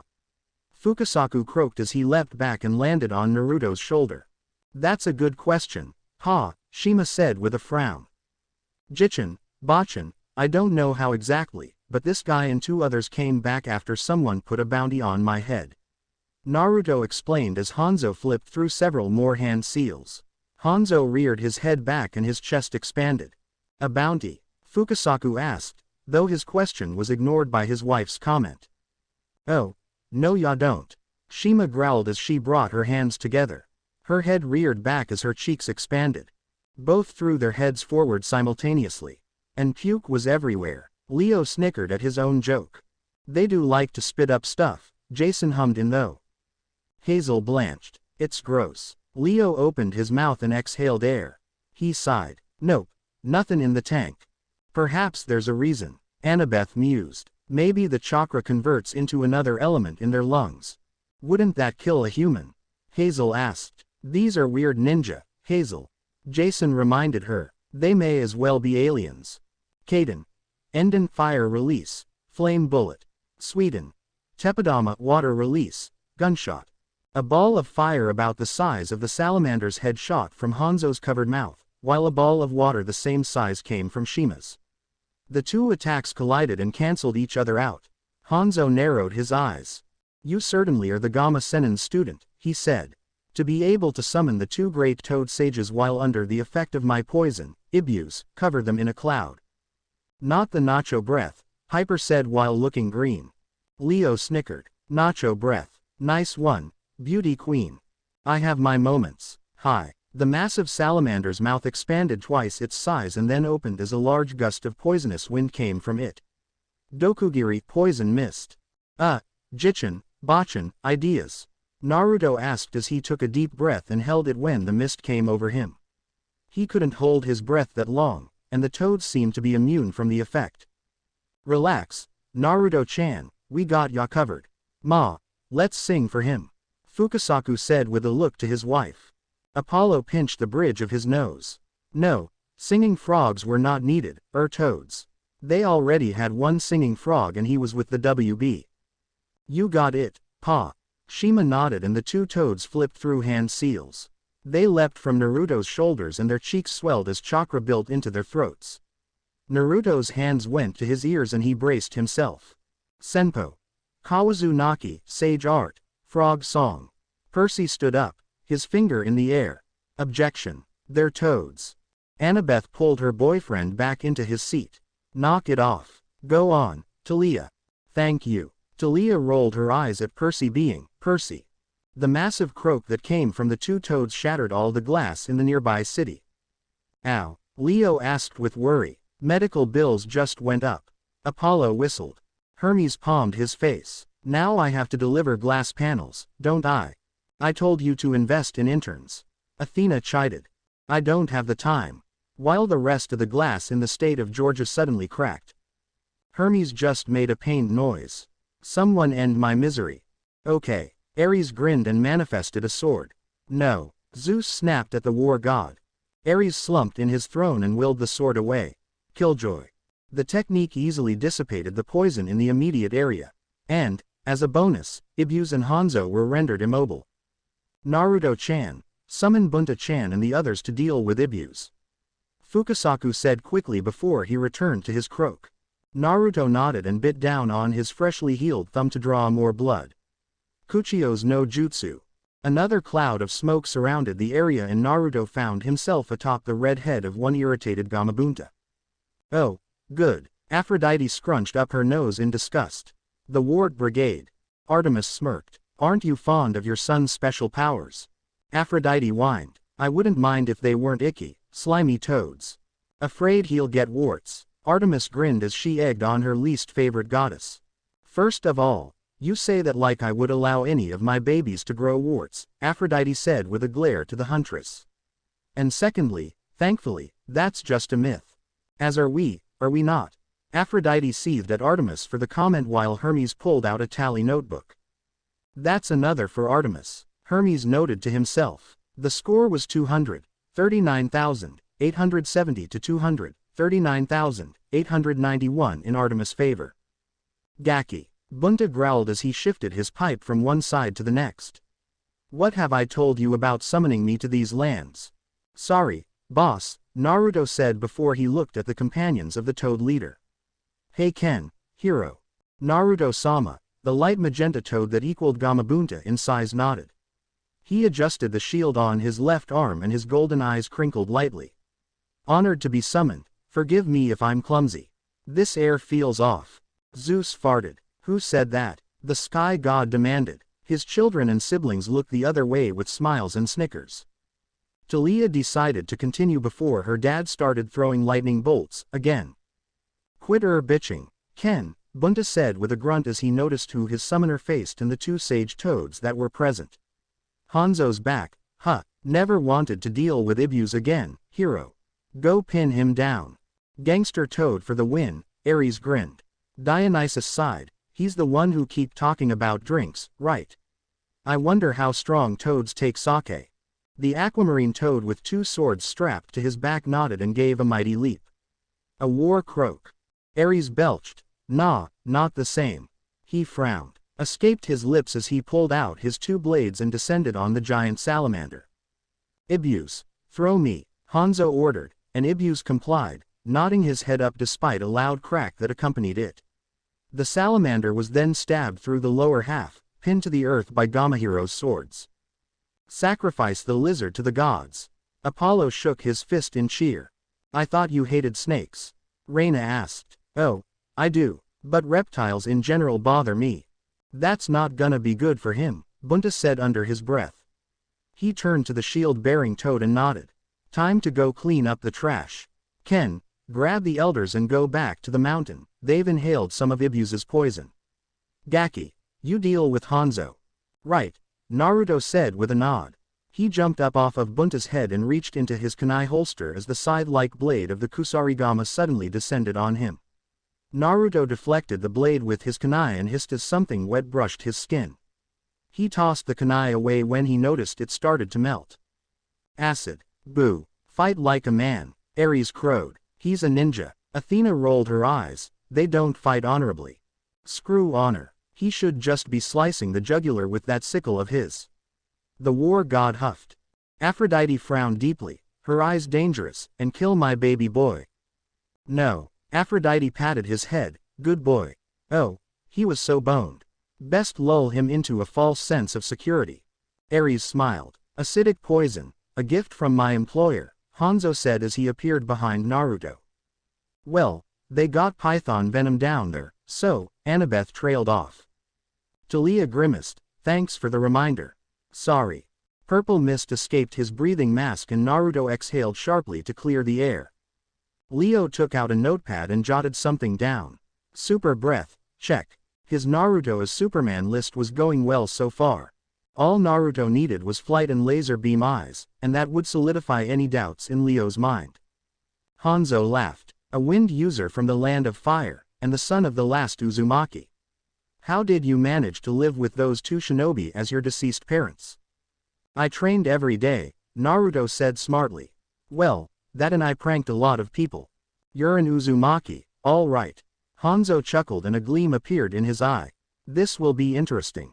Naruto frowned in confusion and ducked suddenly as the Kusarigama flew back from behind him. He landed first and jumped away before Hanzo could close the distance between them. Come, Uzumaki boy, show me why you are called the savior of this world. Hanzo spun his Kusarigama by the chain at his side as he charged at Naruto. The blade gleamed and purple liquid dripped from it as Hanzo crossed the blade in front of him. Survive and conquer, that is the shinobi way. Go Sparta. Ares pumped his fist. My Nindo is a lot easier to live with than that one, Naruto said firmly as he reached behind him and drew two kunai that Shikamaru had given him. Asuma Sarutobi's chakra blade slipped around his right hand's knuckles and Naruto channeled his sage chakra into them, forming invisible and sharper edge on the blade. I never run away and I never go back on my word. I'm Naruto Uzumaki, future Rokudaime Hokage, Datbeo. Apollo grinned. Now that was a saying. He wondered if Apolludo could ever be like that again. You say that like you're going to survive me. Hanzo exclaimed as he closed the distance between them. He turned to the left and his Kusarigama followed by half a turn. Survive my poison first, Uzumaki boy, and then we'll see if you have what it takes to be Hokage. Bring it on, geezer. Naruto shouted back as he charged with his right fist brought back, the chakra blade reflecting the sunlight for a brief moment. Hanzo ended his spin and swung his Kusarigama at Naruto, who continued to charge and thrust his own blade forward. The chakra blade cut through the blade of the Kusarigama with ease and continued to go through Hanzo's left arm, cleaving the appendage off easily. And Dait's kid with the literal disarming, woo. Ares cheered. He hoped that appeased his girlfriend. Aphrodite gave him a toothy smile and snapped her fingers. Ares now had a Naruto #1 foam finger on his hand. The war god lazily waved it around with a sour look on his face. Hephaestus chuckled and took a quick picture of the sight. What déjà vu, said the one-time ruler of the land of rain. Hanzo fell to his knees and his remaining hand went to the place where his other arm once rested. He breathed for a moment before he looked up at the sky. It's always either an Uzumaki or a samurai. Wait, there are ninja samurai? Jason asked. Reina shook her head. I believe they would just be samurai. But they have the ninja stuff. Chakra, Piper added. Yeah, that, it would seem so. Reina nodded. Hanzo chuckled and got to his feet, ignoring the blood that came from his wound in waves. He turned and faced Naruto, sparing a chance to glance behind the boy at the toads that had forced Ibus to dispel. He smiled wryly behind his breathing apparatus. It seems that it is time for me to relinquish my title, Hanzo said with a rasping chuckle. He pointed at Naruto as his body started to dissolve into dark dust.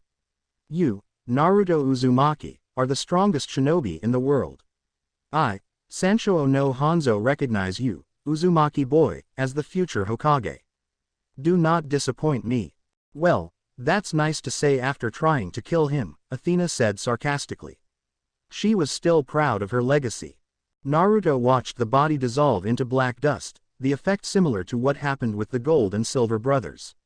It was certainly a lot easier than dealing with immortal corpses, he supposed.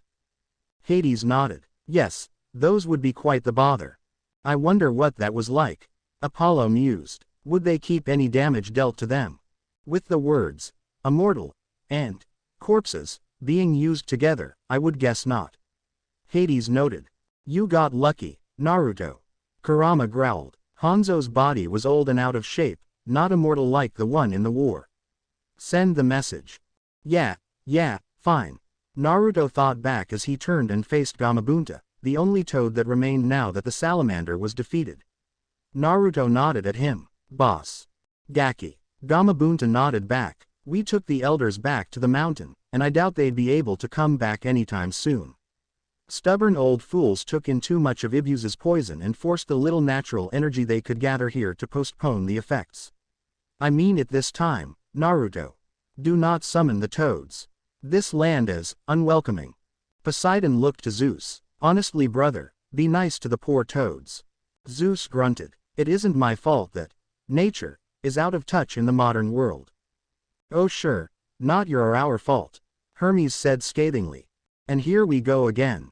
Hephaestus groaned. Hermes just loved to go on a tangent about Pan. They all missed him, even if they didn't want to admit it. Yes, boss, I understand, Naruto said with a frown. Damn, now I really do have to send a message. Told you. Shut up, Kurama, Naruto mental retorted, to which he received a growl. Naruto looked up at the leader of the Toad Clan contract. Boss Toad, I need a favor. I suppose I can grant it, Bunta said with a displeased croak. Make it quick, Naruto. The more time I spend here, the less I like it. Naruto grimaced. Sorry, boss, can you send Bachan a message? Anything wrong? Bunta asked. I need some backup, Naruto said bluntly. A small team, anyone is welcome, and I need her to call the Kage together. To ask about granting me permission to use the Rakudo mode. His GameShark mode, Leo asked. I think it was his God mode. Nico said. Bullshit, the Olympians minus Hestia said. They didn't care about how powerful Naruto was. He didn't have a God mode. Such a thing was impossible. It's the same thing, Leo returned, ignoring the god's input. What exactly would require that? Gamabunta asked with narrowed eyes. Oh, you know, just the primordial of the planet that wants to end all life and start anew. Naruto figured that wouldn't be the best thing to say yet. That's a real kick in the pants to morale. Leo nodded. Didn't deter us, Frank pointed out. Dude, we're crazy. Of course it didn't. Just tell them to contact me when they decide to convene. When? Hey, I'm the savior of the world, right? If I'm telling them to get together to give me permission, they're gonna want to know why, Naruto said with a nonchalant shrug. Not to mention that Tsunade and Gaara would probably threaten with withdrawals or something from some bureaucratic crap. It was nice to have political pull with the entire world. Just one continent, Zeus corrected sternly. It's the world to him. Athena reminded him. That in camp, either way, he is right from his point of view. Zeus huffed. It was not nice to receive marriage requests from the daimyo's court members' daughters that were twice your age, though. Naruto shivered at the thought. Some of those noble princesses were wrinkly. But of course, Aphrodite giggled. Who wouldn't want to have some of that? Me. The girls currently in a relationship retorted swiftly. Talia rolled her eyes. I wouldn't. Reina was quiet and had a contemplative hum come from her mouth. At least one of you is honest. Aphrodite smirked. The rest of you would still look. The girls couldn't exactly refute this point. And, as Apolluto was not related directly to any of them, Annabeth and Piper came to realize there could be a case where they would look. Not to mention Piper has checked Naruto out before in the last book. Mom. Piper flushed bright red. She was hoping no one remembered that. Yeah, I'll pass your message along, Naruto. Try to stay alive, will ya? We still need to share some sake, Bunta said before he released the summon and transported himself back to MT. Myoboku. Kurama huffed. Damn right you run, stupid toad. Naruto rolled his eyes. Don't start, Kurama. Seriously, I already have to chase the Argo 2 down. Northeast. Thanks. Can we go into the cloaker? You should be fine. Naruto grinned and erupted into golden flames. Good. This shouldn't take more than 2 minutes, then. We got incoming. Hedge yelled as he peered over the starboard railing. Glowing ground-to-air missile at 3 o'clock. Return fire. Piper scowled at her friend. Leo, that's Naruto. Oops, Leo said abashed. He quickly spoke to save his handsome hide. Coach got me caught up in the moment. That's not a missile, Coach, Piper said with a small smirk on her face. The missile missed the railing by a few feet and landed on the deck, cracking the wood as his feet connected. Naruto righted himself and grinned at her. Hey Imouto, he said with a light-hearted wave. What did I miss? The landing pad. Leo said sourly. He glared at the cracked deck. Look at what you did. The fiend, Leo declared heatedly while he shook his fist in the air. Naruto looked at his feet and laughed nervously as he rubbed the back of his neck. Sorry. Please tell me that isn't going to set the ship on fire, Percy said, concerned about the golden flames that danced off of Naruto's form. What? Naruto blinked and then pointed at himself with a grin. Oh, this isn't real fire, this is just a chakra cloak that shields me from harm. It's powered by my life force, so it's constantly moving. Like Dragon Ball Z auras, Annabeth said after a moment where Percy didn't seem to get it. Oh, awesome, Percy grinned. Just explain everything in DBZ terms. It's so much easier. Percy nodded sagely. Annabeth palmed her face. I am not a stupid monkey. If they want a monkey, you should summon Sun. Kurama snarled. That'll crush the ship, Naruto retorted. And your point is? Kurama asked with a snort. Remove that seal and the laws of physics do not apply to you any longer. What? Athena asked as her mouth turned into a frown. She really wanted to learn more about these seals and the limits that this Naruto had. Oh, that's not fair, Apollo pouted. Dad never lets us bend reality to our whim anymore. For good reason. You all misused it whenever you had the chance, Zeus said firmly. To those that knew the god well, he looked uneasy that Naruto could twist physics to his will. Yeah, but I can't remove the seal without the approval of all 5 Kage. Naruto shook his head and let his cloak dissipate. We could fall into another war, and I don't want that to happen. Ares went to open his mouth but Aphrodite coughed into her palm. Ares kept his tongue and grumbled in dismay. He's trained so well. Athena grinned to the love goddess. It's like taking care of a puppy. Aphrodite shrugged.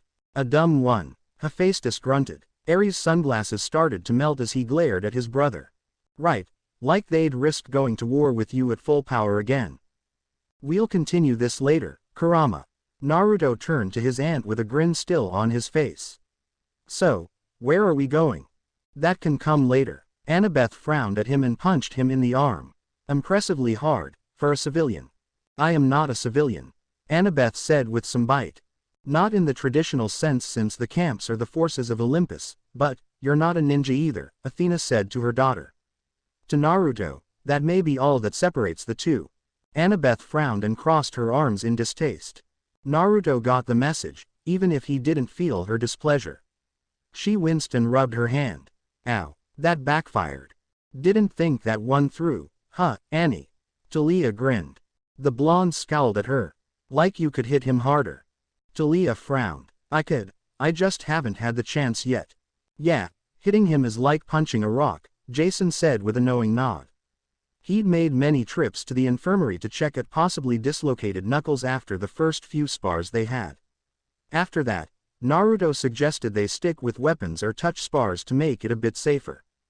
Chiseled from marble takes on a whole new meaning with Blondie, Leo said with a chuckle. Well, he did pose as a statue. Nico remembered well.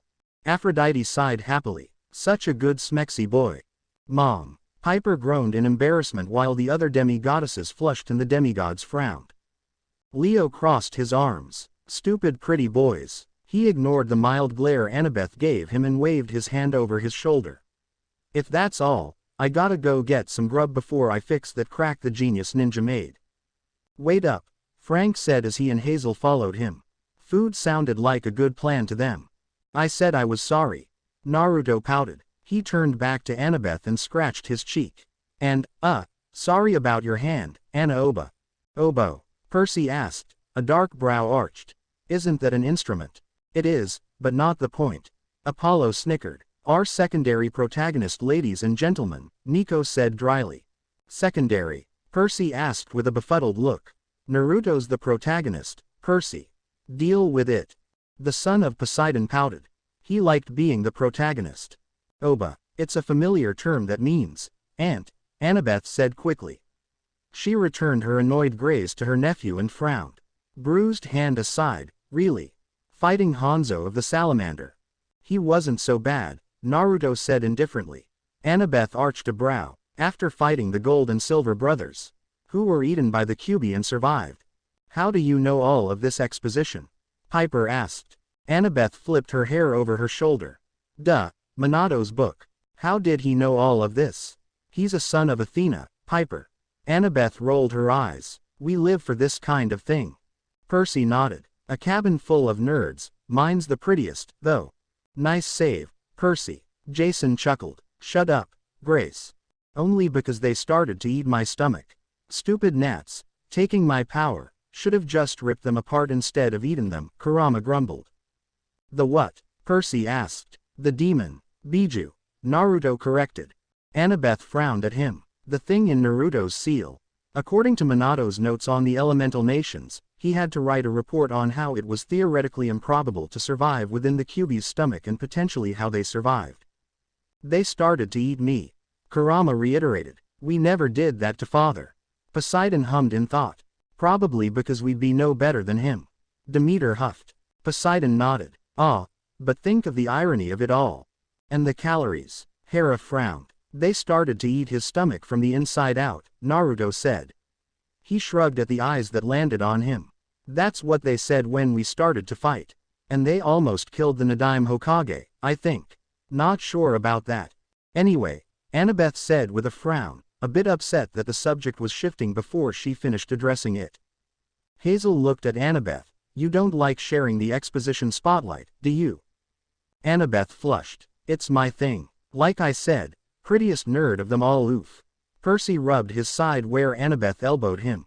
Shush, seaweed brain. Hanzo was noted as an S-rank shinobi with strict instructions from the 3rd Hokage for all Konoha shinobi to flee on sight, after he eradicated a whole unit in a single battle, at least 40 to 50 Chunin and 10 Jonin. The only ones to survive were students of the 3rd, who became known as the Sannin. Yeah, I know. Naruto cut in with a shrug. He scratched the side of his nose disinterestedly. Who then grew older and used the title to become renowned shinobi. Hubby Tem became a psychopathic mad scientist that kidnapped kids and ran experiments on them, eventually trying to find a way to become immortal and nearly succeeding if Sasuke didn't kill him. Tsunade Bachan became a traveling drunk and gambler that only came back to Konoha after I won a bet against her and won this. Naruto flicked his necklace lightly with a grin at the memory. And Ero Sennin, well, actually, he didn't change much. He just peeped on women in the bathhouses and wrote dirty books. Apollo wiped away a tear from his eye. He's my hero. Don't even joke like that. Artemis frowned deeply. Who's joking? Didn't this guy also teach Minato, Athena? Hermes asked. He regretted asking the question as Athena glared at him in response. And he taught you? Piper asked as she crossed her arms and glowered. Naruto gained a fond smile. Yeah, Ero Sennin was a self-proclaimed super pervert, and proud of it. Even tried to get me to stay in my Oiroke no Jutsu form when he started to train me. Wait a minute, weren't you left alone with your sensei for 3 years?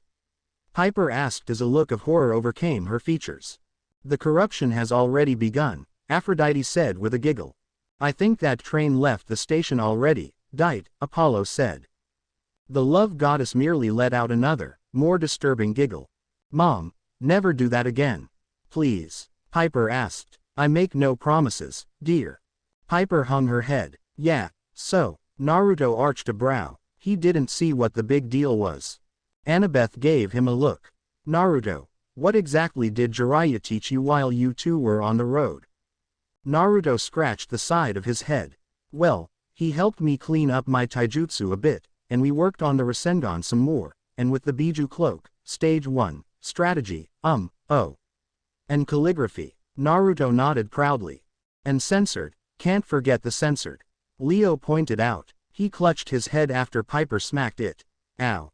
Don't remind us. Piper and Annabeth grumbled as they frowned. Athena also had a frown on her face. Calligraphy? Jason asked. Yep. Naruto beamed. Helped with seals and my writing for reports. And to stay in contact with my pen pals. Percy chuckled. Pen pals. Yeah, pen pals, Naruto said with a nervous laugh as he rubbed the back of his neck. He should really get back in contact with Jiraiya's network. All of Konoha's major intel was in the toilet if it was left alone for too long. He has his own spy network? Nico asked. He shook his head. Seriously, he could conquer the world. Let's not think on that. Hazel paled. That was a scary though. Dictator Naruto. Yeah, not much a good ring to it. But yeah, helped with my writing mostly. So, anything else? Because I'm hungry. I need some ramen. Annabeth shook her head. Wait a bit longer. Naruto, we've gotten off track. The point is you went up against the strongest shinobi without any backup. That was dumb. Yeah, a real Percy moment there. Talia chuckled. Hey, the son of Poseidon frowned. Percy frowned. For some reason, he felt like someone, somewhere had just made fun of him.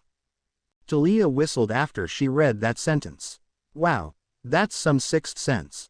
He had to get something. Athena commented idly while Poseidon glared at her. Oh, well, he'll ignore it for now and watch Annabeth choose someone other than himself out for once. Percy gave Annabeth a hopeful look. She reached over and pinched his cheek. Not a chance. You're the only one for me to scold. Oh, isn't it sweet? Aphrodite smiled at the scene. Very. The couple's parents said dryly. Naruto frowned. I wasn't without backup. I summoned Jichin-sensei, Bachin-senin, Boss Toad, Ken and Hiro to help me. More giant toads? Piper asked with a grimace. How do you not have warts? I mastered Senjutsu. I don't get warts anymore, Naruto said with a shrug. Guys, focus, Annabeth asked. Point being, you can't run off and face these shinobi by yourself. You're right. Yes I am. Wait, what?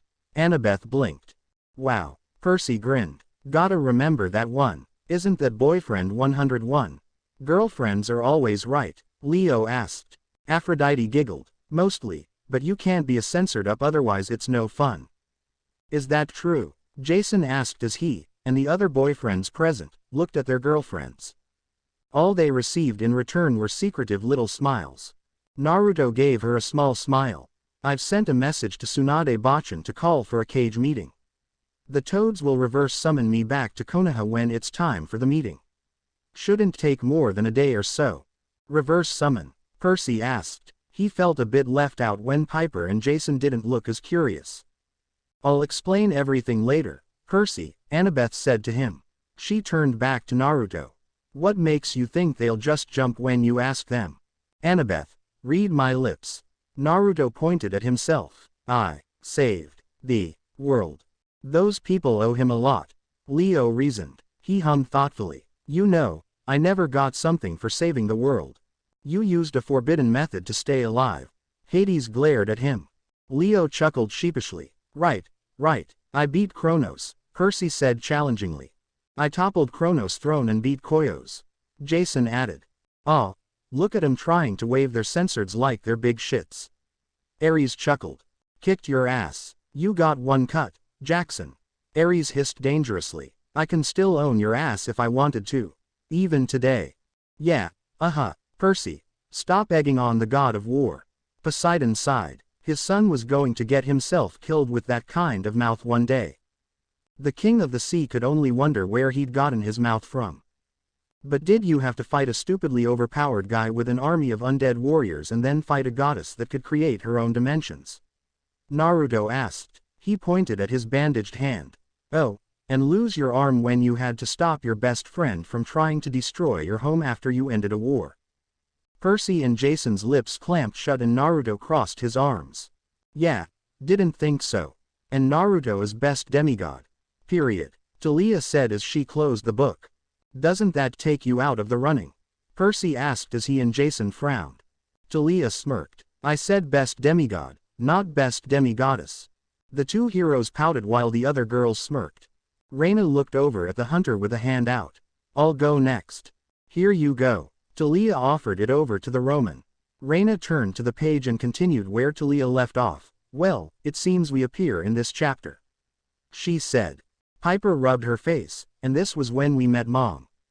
Oh, I cannot wait for my cameo. Aphrodite beamed and clapped her hands. Naruto frowned as he stood beside the masthead, his arms crossed over his chest while the Argo II flew towards South Carolina. Apparently, there was some map left by the Romans that led to the Athena Parthenos, the statue that the Romans had stolen from Athens. When Naruto learned of this, he asked Annabeth why Athena hadn't mentioned the map. Annabeth suggested that perhaps Athena didn't know of it, which made some sense. The goddess of wisdom wasn't about to chat it up with a Roman on the whereabouts of her statue. That would be far too big a blow to her pride. Yes, asking nicely for something can be a true endeavor for Athena, Poseidon nodded with false sympathy. Athena's only response to this was low growl that was muffled by her sealed lips. No, instead the plan was to reunite the camps by ending the feud with a Roman returning the statue to Camp Half-Blood. Of course, this would be flawless if the Romans weren't currently so bloodthirsty for the Argoi's passengers' blood. Oh, and let's not forget the bounty Naruto just got on his head, that'll make things difficult. Leo grumbled irritably, okay, I get our job was nearly impossible, but damn. Rethinking our odds and they were crummy. Jason smiled at him, we still did it though. Dude, I died, only with my quick wit did my magnificence live to see another sunrise. And we love you for it, Piper told him. Damn right you all do. Leo nodded sternly. I can't believe I say this, but I miss Akatsuki. Naruto groaned, rubbed his face. Things were way more simpler when there was an evil terrorist group that just wanted to conquer the world. The simpler things, Percy said with a touch of melancholy. He remembered those days, where he only really had to worry about zits and getting AD in math. Now it's just save the world this, and stop that madman that. Where did his teenage years go? If Naruto could go back to just fight pain and be done with it, life would be swell. Of course, life wasn't easy and Naruto wasn't one to complain, but the Olympians seemed to have all these problems that, when traced back, were their own faults either directly or indirectly. He's not wrong, Percy voiced, getting some nods from his fellow demigods. But guys, Apollo smiled at them, if we didn't make some, boo-boos in the past, what would you be doing now? Living a regular life, Percy bluntly said, not fearing spiders, Annabeth suggested. Not turning into a tree. Talia noted and looked at Jason. Bianca would be around, Nico brooded. I'm pretty okay where I am, Jason said, smiling at Piper, who smiled back. I'm good, the daughter of love said, kissing her boyfriend's cheek. Meh, I'm cool with it, Leo said, going with the flow. Hazel frowned, not dying. Frank rubbed the back of his neck, that's a loaded question. I'm thankful for it, Reina stated, if not, I'd still be with Circe. Well that's grand, Apollo forced a smile, I don't, Kurama snorted, that exploding bastard was a pain in the ass, and we never even got to kill him. We got the geezer string guy, though, Naruto said with a shrug. Kurama gave a huff, you got that, immortal. Nearly lost your arm though. Funny how that came full circle. Funny, yeah, Naruto looked at his bandaged false hand and sighed again. Remember when it was just go to the camp, find Anababa's missing boyfriend and save the world from Tsuchi. Everything is simple in hindsight. Speaking of complications, how are you going to get from the ship, get to wherever the cage gathered, and back? Kurama asked. I like the chummy thing they got going on, Piper smiled, it's like two friends chatting, but your friend's inside you. That's what she said, Ares cackled. Why would she say that? Hazel asked with confusion. Frank grimaced, he did not want to explain that one. Naruto chuckled and scratched his whiskered cheek. I was going to leave a clone and have a toad reverse summon me. But how would my clone know to summon me back? Make a clone once whatever meeting is over, Kurama suggested.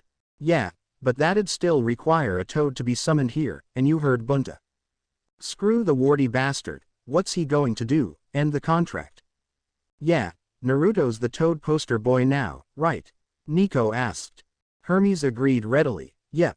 And you don't toss your best investment, that's just bad business. He might, Naruto said. It was rare, but possible.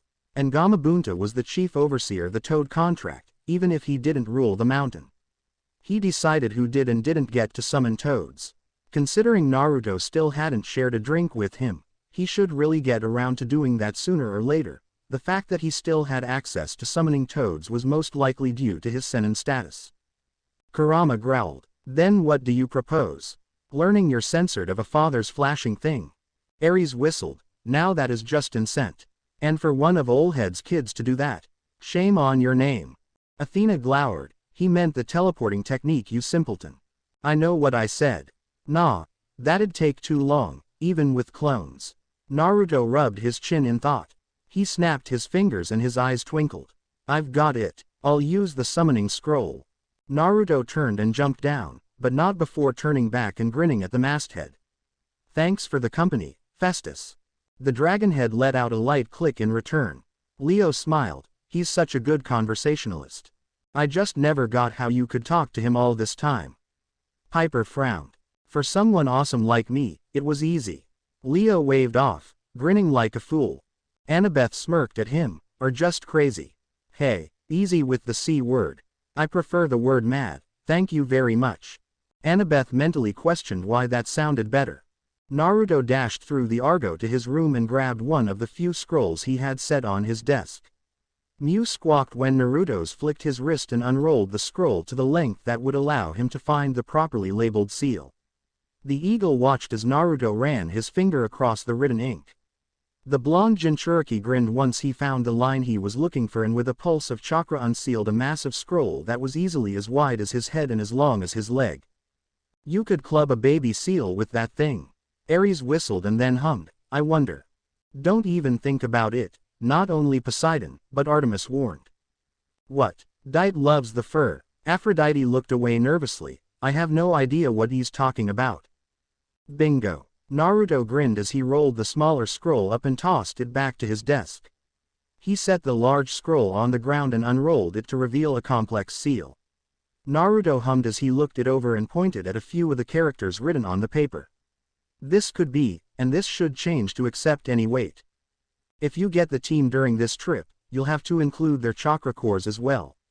Kurama added as he studied the seal through his cantainer's eyes. Not to mention you'll have to consider how you'll activate the seal. Such an obscure art, Athena sighed, I would love to learn the workings of it. Why not runes? Hermes asked. Athena frowned. I suppose that will suffice. She said, sounding disappointed.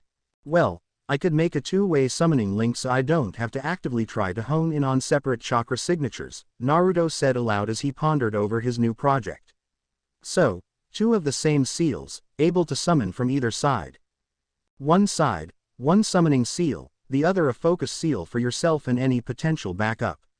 Kurama corrected. If the Kage think you're in too much danger, they might try to recover you. You are more valuable to them than the rest of these kids, Naruto. Ouch. Piper frowned. Actually, it is from a tactically basis. Reina said, Naruto is both their savior and a powerful asset. His value would naturally far surpass ours in the ninja's eyes. Annabeth knitted her brow. I agree with that. Though I don't like it. The praetor said, it's the thinking of leaders sadly. Naruto frowned. He wanted to say that Tsunade and Gaara wouldn't do that, but he knew they had to make the hard choices. Yeah, you're right. The blonde scratched his head and unrolled the massive scroll further to a large blank portion. Well, I guess I should get started then, huh? Seems that way. I'll try to help where I can. Kurama offered. I know. Naruto grabbed a bottle of ink and a brush from his desk and settled in for a long night. Naruto, you should summon a clone. Kurama suggested. In case you're reverse summoned in the midst of your project. Good point. Naruto crossed his fingers and created a Kage Bunshin. He pointed at the bed. You rest and I'll dispel you if nothing happens. Gotcha boss. The clone grinned and promptly settled into bed with a grin on his face. With a twitchy eye because of the cheek he received, Naruto went to work while his clone slowly fell asleep. He took solace in the fact that it would die for him to have some energy after he was done. Finally, Naruto stretched his arms above his head and flopped back to partially lay on his futon. He sighed happily and let his eyes shut as the early morning light started to peek through his window. That took forever. Long projects can get like that. You just OGTTA have fun while doing them, Leo suggested. I know, right, Annabeth agreed instantly. Like this one time, I was working on a building design. Annie, shush, Talia told her. No one cares right now. I care, Percy said, censored up. His friends told him. The savior of Olympus shrugged, he wasn't going to lie on that one. Naruto grunted as his clone shifted and kneed him in the head. He sat up and glared at the happily dozing clone. I'm going to enjoy dispelling you far more than I should. But we like Bob, Apollo complained. Bob, Percy asked. Well, we can't just call him Naruto clone number 236,199. He needs a name. Percy rubbed his chin in interest. I like it. Short and sweet. Annabeth, Talia, and Nico palmed their faces. Naruto looked back at the two large scrolls, as Kurama had pointed out that having the anchor and the summoning seal in one place was pointless, and rubbed his chin. He picked the anchor scroll up and slung the strap over his shoulder. He should probably keep it on his person if he was reversed summoned. The other he rolled up and placed in the corner. A loud snore nearly made Naruto spill his inkwell as he set it back on his desk. With bags under his eyes, Naruto glared at the clone while it happily snored away. He raised a shuriken in his hand and prepared to dispel the clone as violently as he could, memories of its death be damned. That's just gotta censored, Talia blanched. Tell me about it, Hazel deadpanned. Oh, right, sorry. Forgiven. However, before he could do just that, Naruto felt a familiar tug on his chakra before he vanished in a plume of smoke. The clone rolled over peacefully, none the wiser of the original's vacancy or of the completed scroll tucked away in the corner. Welcome back, Naruto, Tsunade said with a wry smile as the baffled blonde reappeared in the center of the Kage summit chambers beside a slightly tired Fukasaku. The sage toad gave Naruto a nod before he returned to the mountain that he called home. Naruto, bleary though he were, correctly assumed that it was due to Shima still being affected by the salamander's poison that Fukasaku came and left without a word. Naruto blinked and rubbed his face. Bachan, seriously, I was up all night working on a seal, can I get 5 minutes to sleep? No rest for the wicked kiddo, I should know. Hermes complained, gaining extra baggage under his eyes. Apollo grinned, reap what you sow, little man. As someone who has gone years without sleep, I can understand why you would want to take 5 minutes. Naruto turned and grinned at the one who spoke. Gaara, the Godime Kage, hadn't changed much after the war. The massive gourd was set beside him, the Kage uniform with Sunagaku colors of white and green, and the Kage hat seated before him. What had changed were the rings around Gaara's eyes being smaller, possibly due to him freely being able to sleep without Shukaku going crazy, and his hair.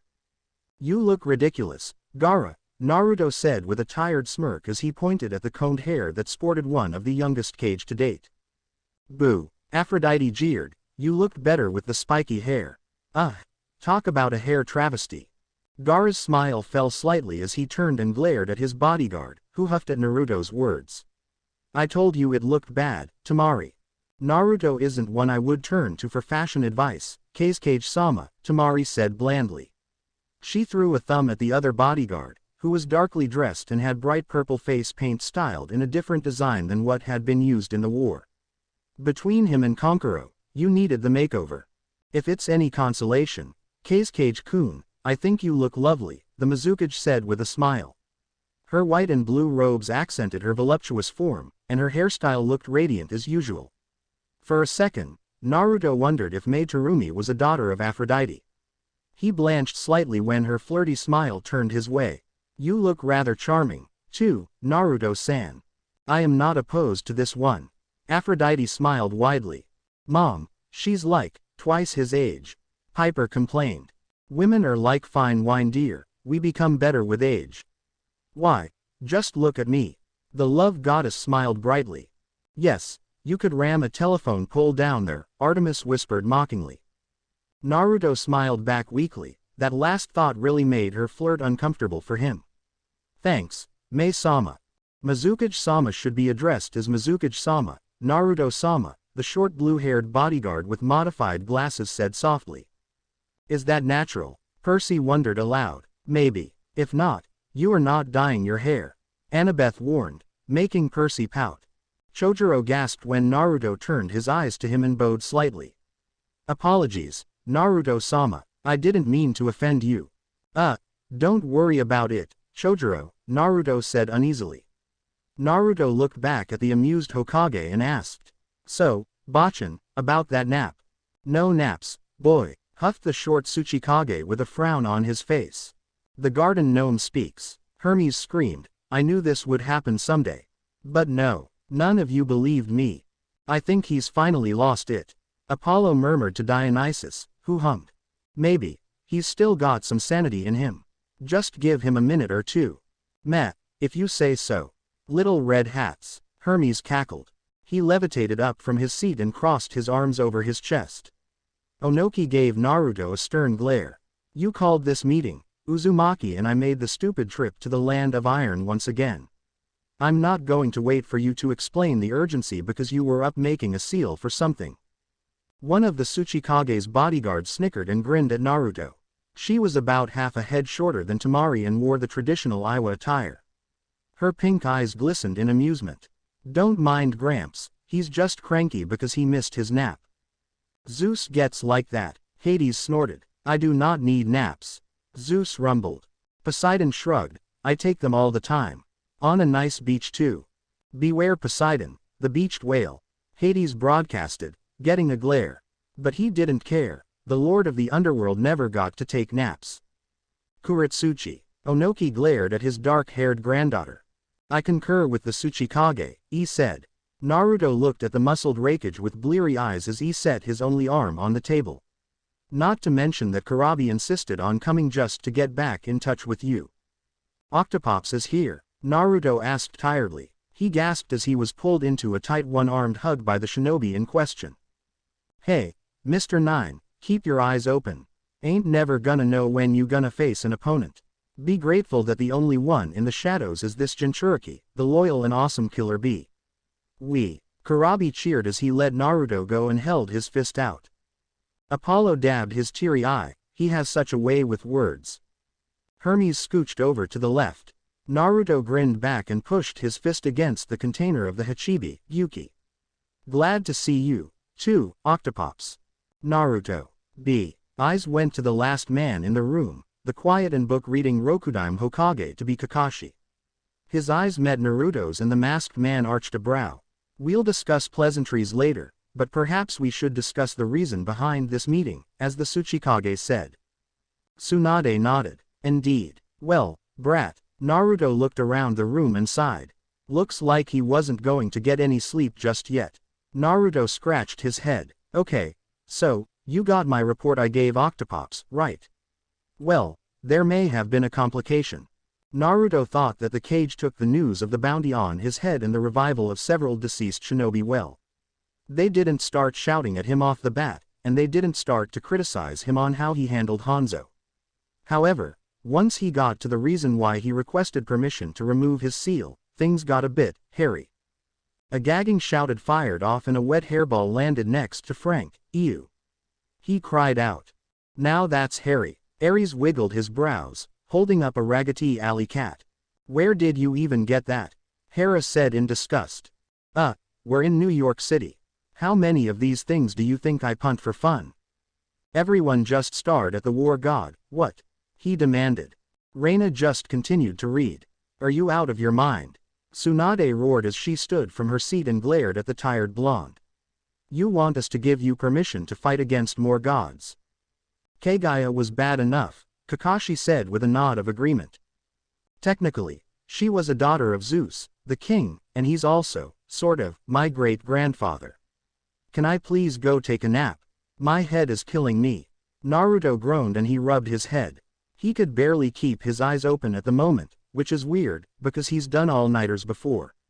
It was almost as if something wanted him to fall asleep. No, Onoki scowled at him. If you unseal your gifts from the sage, then the Uchiha's abilities become available to him once again.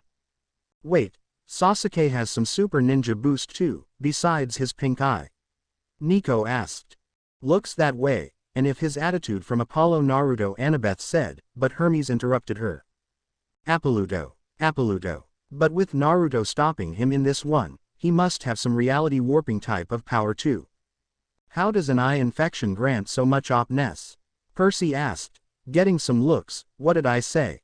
Mr. Op himself, Talia murmured, and those that heard her agreed. It wouldn't be a problem if we had dealt with him as I said we should've, he said as he and Kakashi held a glare with one another. Sasuke has already been banished from his home and has been assisting the continent with bandit problems, Kakashi said sternly. He is a good person. Yeah, good person. Kuretsuchi huffed softly, and I'm going to jump the shark boy over there in his sleep. Aphrodite giggled up a storm at that one. Mei let out a laugh while Chojuro flushed bright red.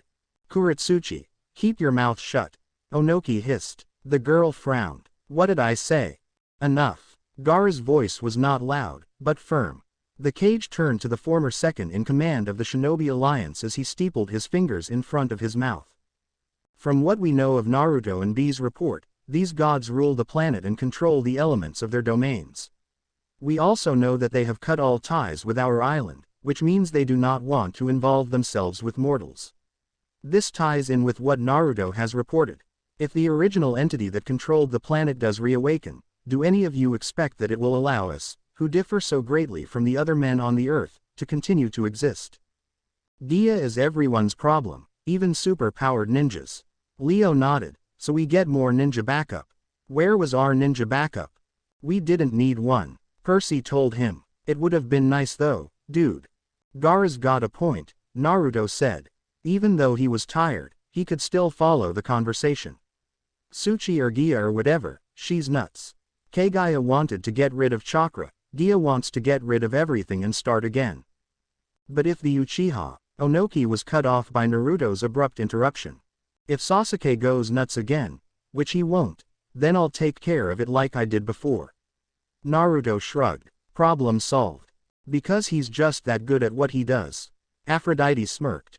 Beating people up, Ares asked hopefully, making the pretty ones listen to him. Mom, Piper cried out as Aphrodite tittered in glee. Naruto, last time you took care of it, it cost you an arm. Literally, he said dryly. Naruto just blinked tiredly, and, point taken, he sighed. 'Tis but a flesh wound. Apollo said in an olden-time accent. No it's not, it's your bloody arm. Hermes said in a censor Edney accent.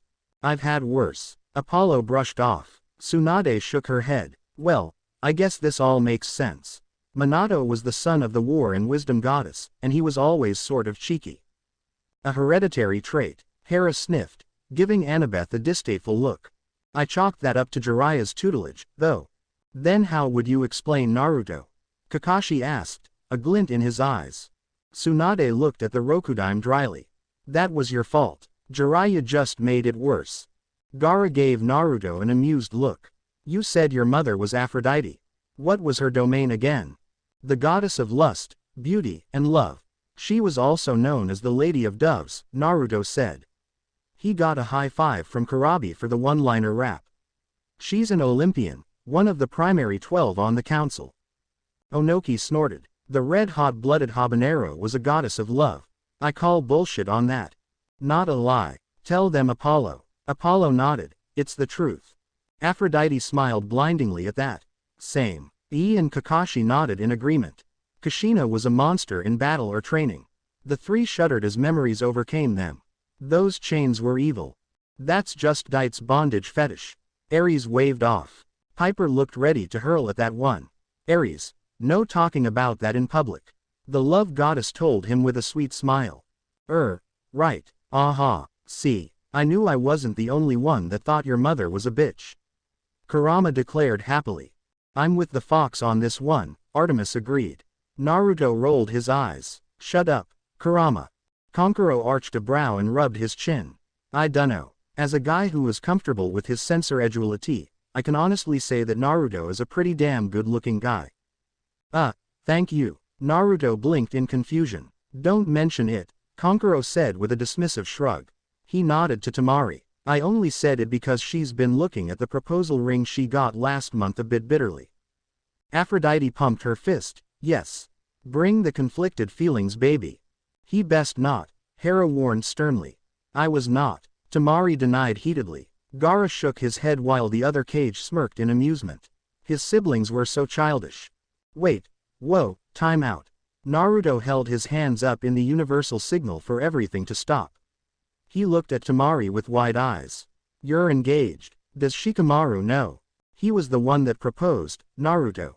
Gaara answered with a small smile. Naruto blinked owlishly. Oh. He dropped his fist into his open palm and a wide smile overcame his features. I knew it. You were on a date when I came back from training with Jiraiya.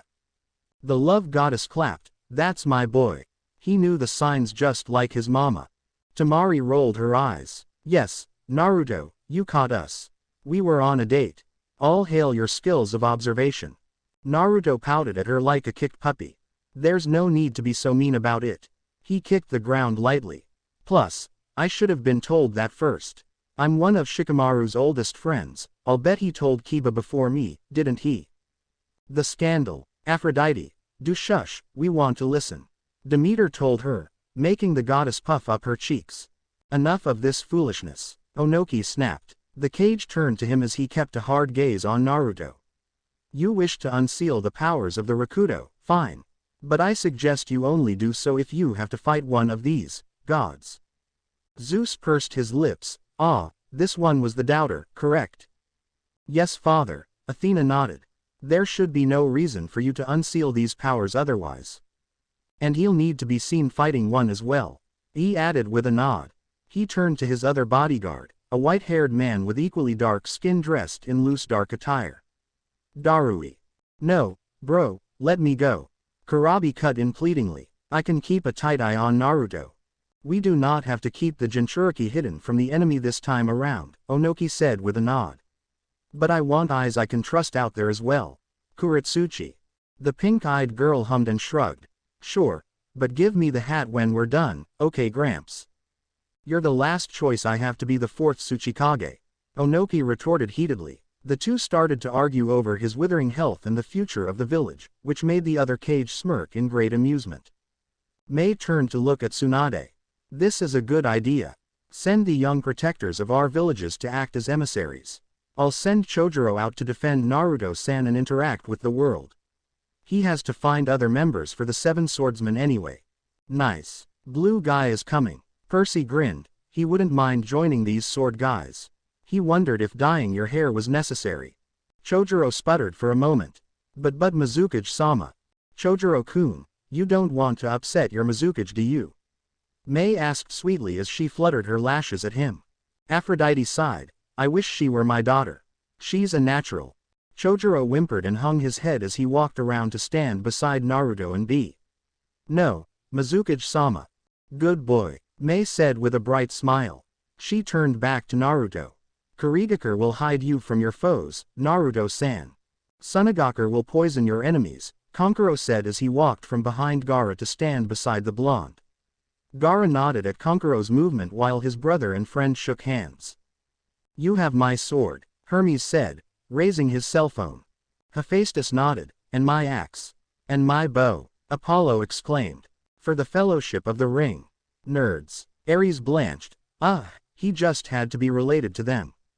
I guess that means that Iwagakure will have to defend the tree hugger, then, Kuretsuchi said with a smirk as she hopped over her grandfather and walked to stand beside Kankuro. Kurabi moved to kneel in front of E and intertwined his hands in a pleading fist. Please, bro, let me go. I gotta be the one to watch out for my boy, Naruto.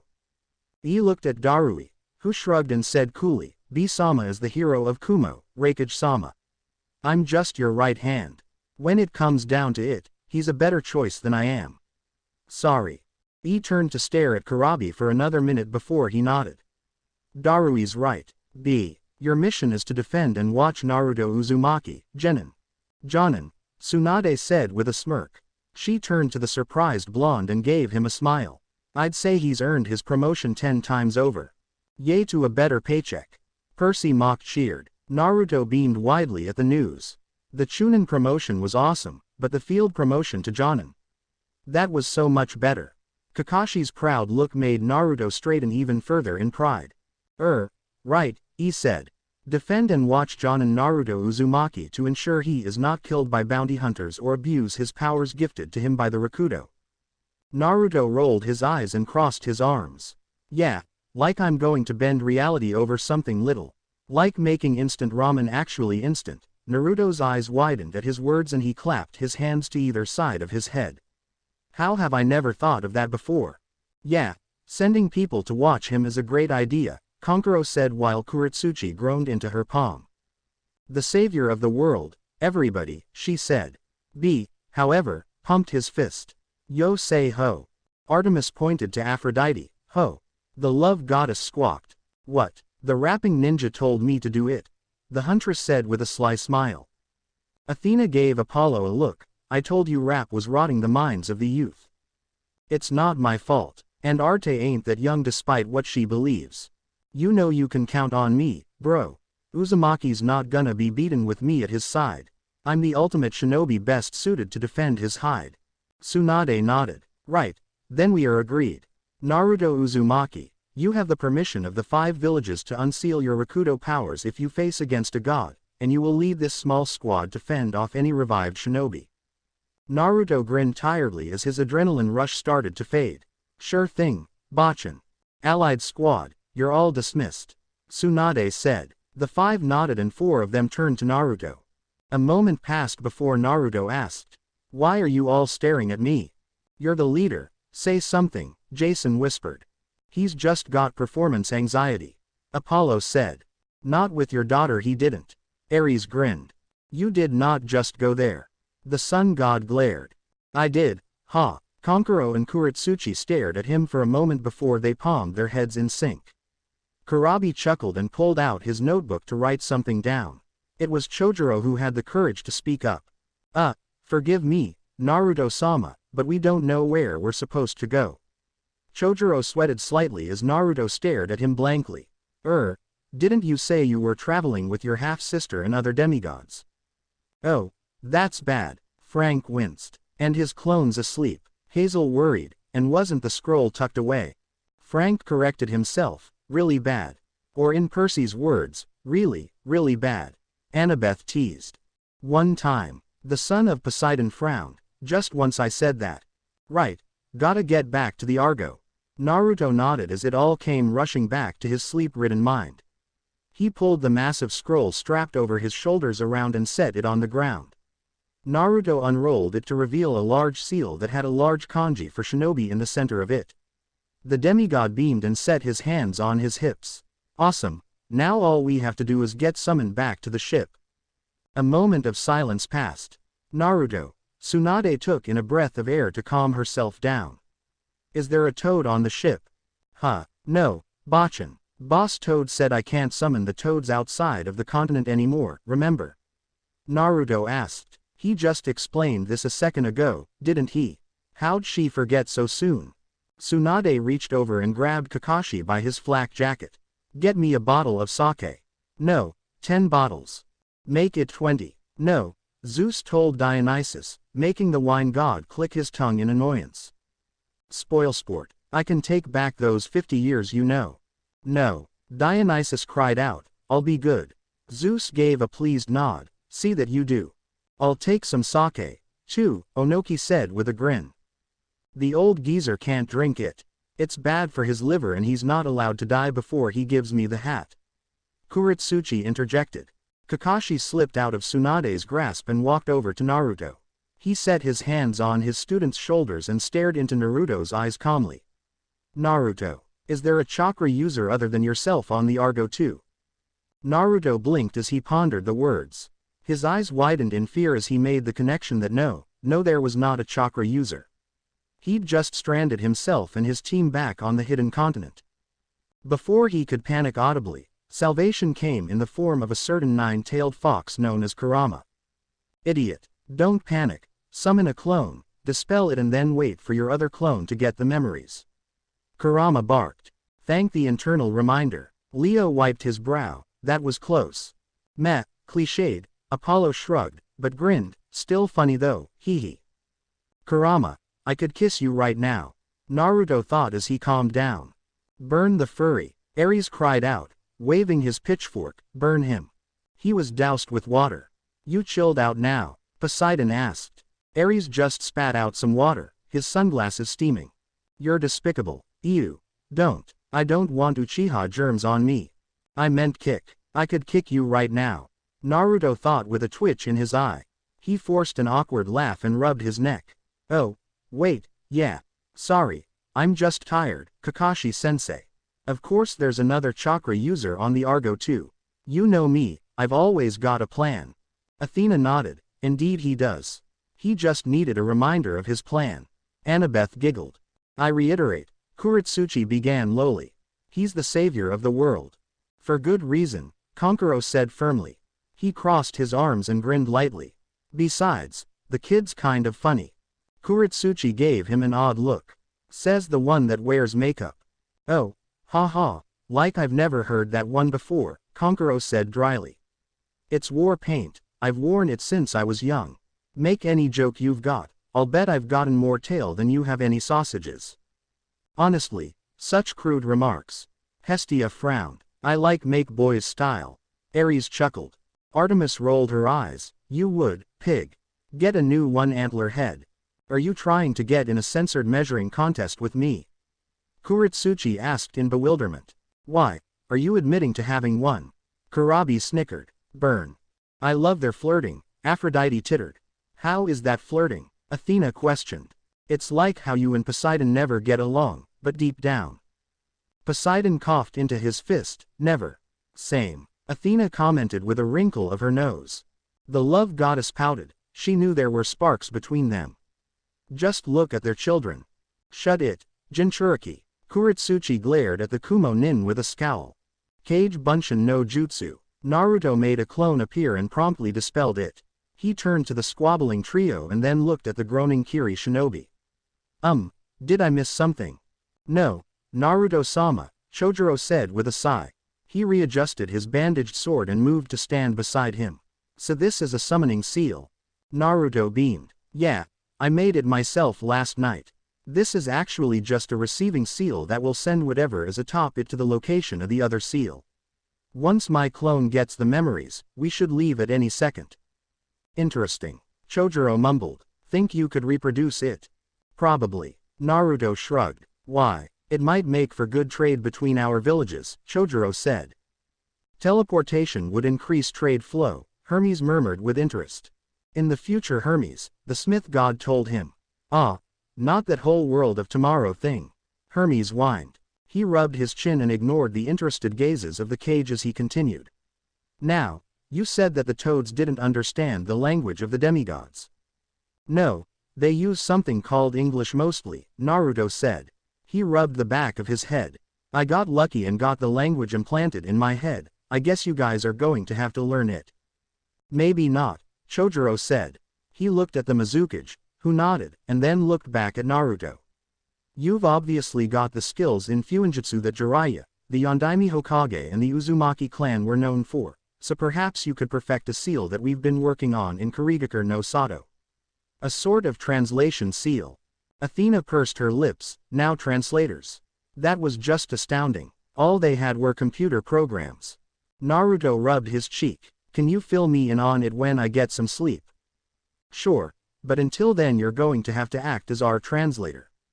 Chojuro shrugged. He turned to the other three and frowned. Excuse me. The squabbling trio looked at him. We're waiting to be summoned, so perhaps you should move to stand with us. Whatever he was going to say was lost as Chojuro and Naruto suddenly vanished in a large explosion of smoke. Kakashi chuckled and shook his head. There's Naruto for you. If you have to do it with way too much chakra so it's nice and flashy, he said as he pulled his book out and leaned against the wall. Kuretsuchi, Konkuro and Kurabi exchanged looks before they scrambled to stand on the scroll and wait for their turn. 4 were taken away from, Chojuro said with a blink of his eyes as he suddenly appeared next to Naruto in a grassy field with a large group of teenagers his age wielding various weapons. He looked over them and counted about 50 in total. Well, this doesn't seem good. The first cohort, yes, not good. Reina agreed, but looked worried at the same time. Oh, joy, Naruto grumbled as he caught sight of who stood across from him. The Romans caught up to us. Naruto, not now. Imouto, Naruto called over his shoulder, not taking his eyes off of the now frozen fleet of teenagers that stared at him warily. Isn't that cute? Ares asked. They want to flee in terror. Yes they do, yes they do. Please stop that, Frank asked, it creepy as hell. I make no promises. Apollo shook head, said fact, I know. Kurama snickered. I think they remember you. Good. Naruto gained serious look in his exhausted eyes as his clone dispelled and he received the memories of it. Apparently, the clone secretly followed the girls to their meeting spot with the shudder, ghost lady. Artemis chuckled, frightful of his own mother, fitting. You can be such a child, Artemis, learn to act your age. Aphrodite humphed. When it received the other clone's memories, the first clone had to rush back to the Argo 2 to get the scroll, and by the time it came back, the Romans were there. Chojuro, think you can stall some of them while I summon the rest? Naruto asked the Kurigakure shinobi. Chojuro's surprise left his face and his gaze turned cold. I think the dweeb-looking guy isn't that big of a dweeb. Leo pointed out, getting a snort from Percy. Duh, he's blue. A color does not rate manliness status, Percy. The son of fire told him. Shows what you know. He reached over his shoulder to the double-handled sword that was strapped to his back and pulled the bandaged weapon from its holster. I will do as you command, Naruto-sama, Chojuro said with a nod. He gripped both handles of his sword and rushed forward. When he was a good distance away, Chojuro swung and let out a cry. Haramakare Kaiho, twin sword unleashing. The bandaged sword exploded with blue chakra and formed a massive hammer that knocked 8 of the 50 Roman demigods into the air with one swing. See Leo, Percy said smugly, one swing and they go flying like bowling pins.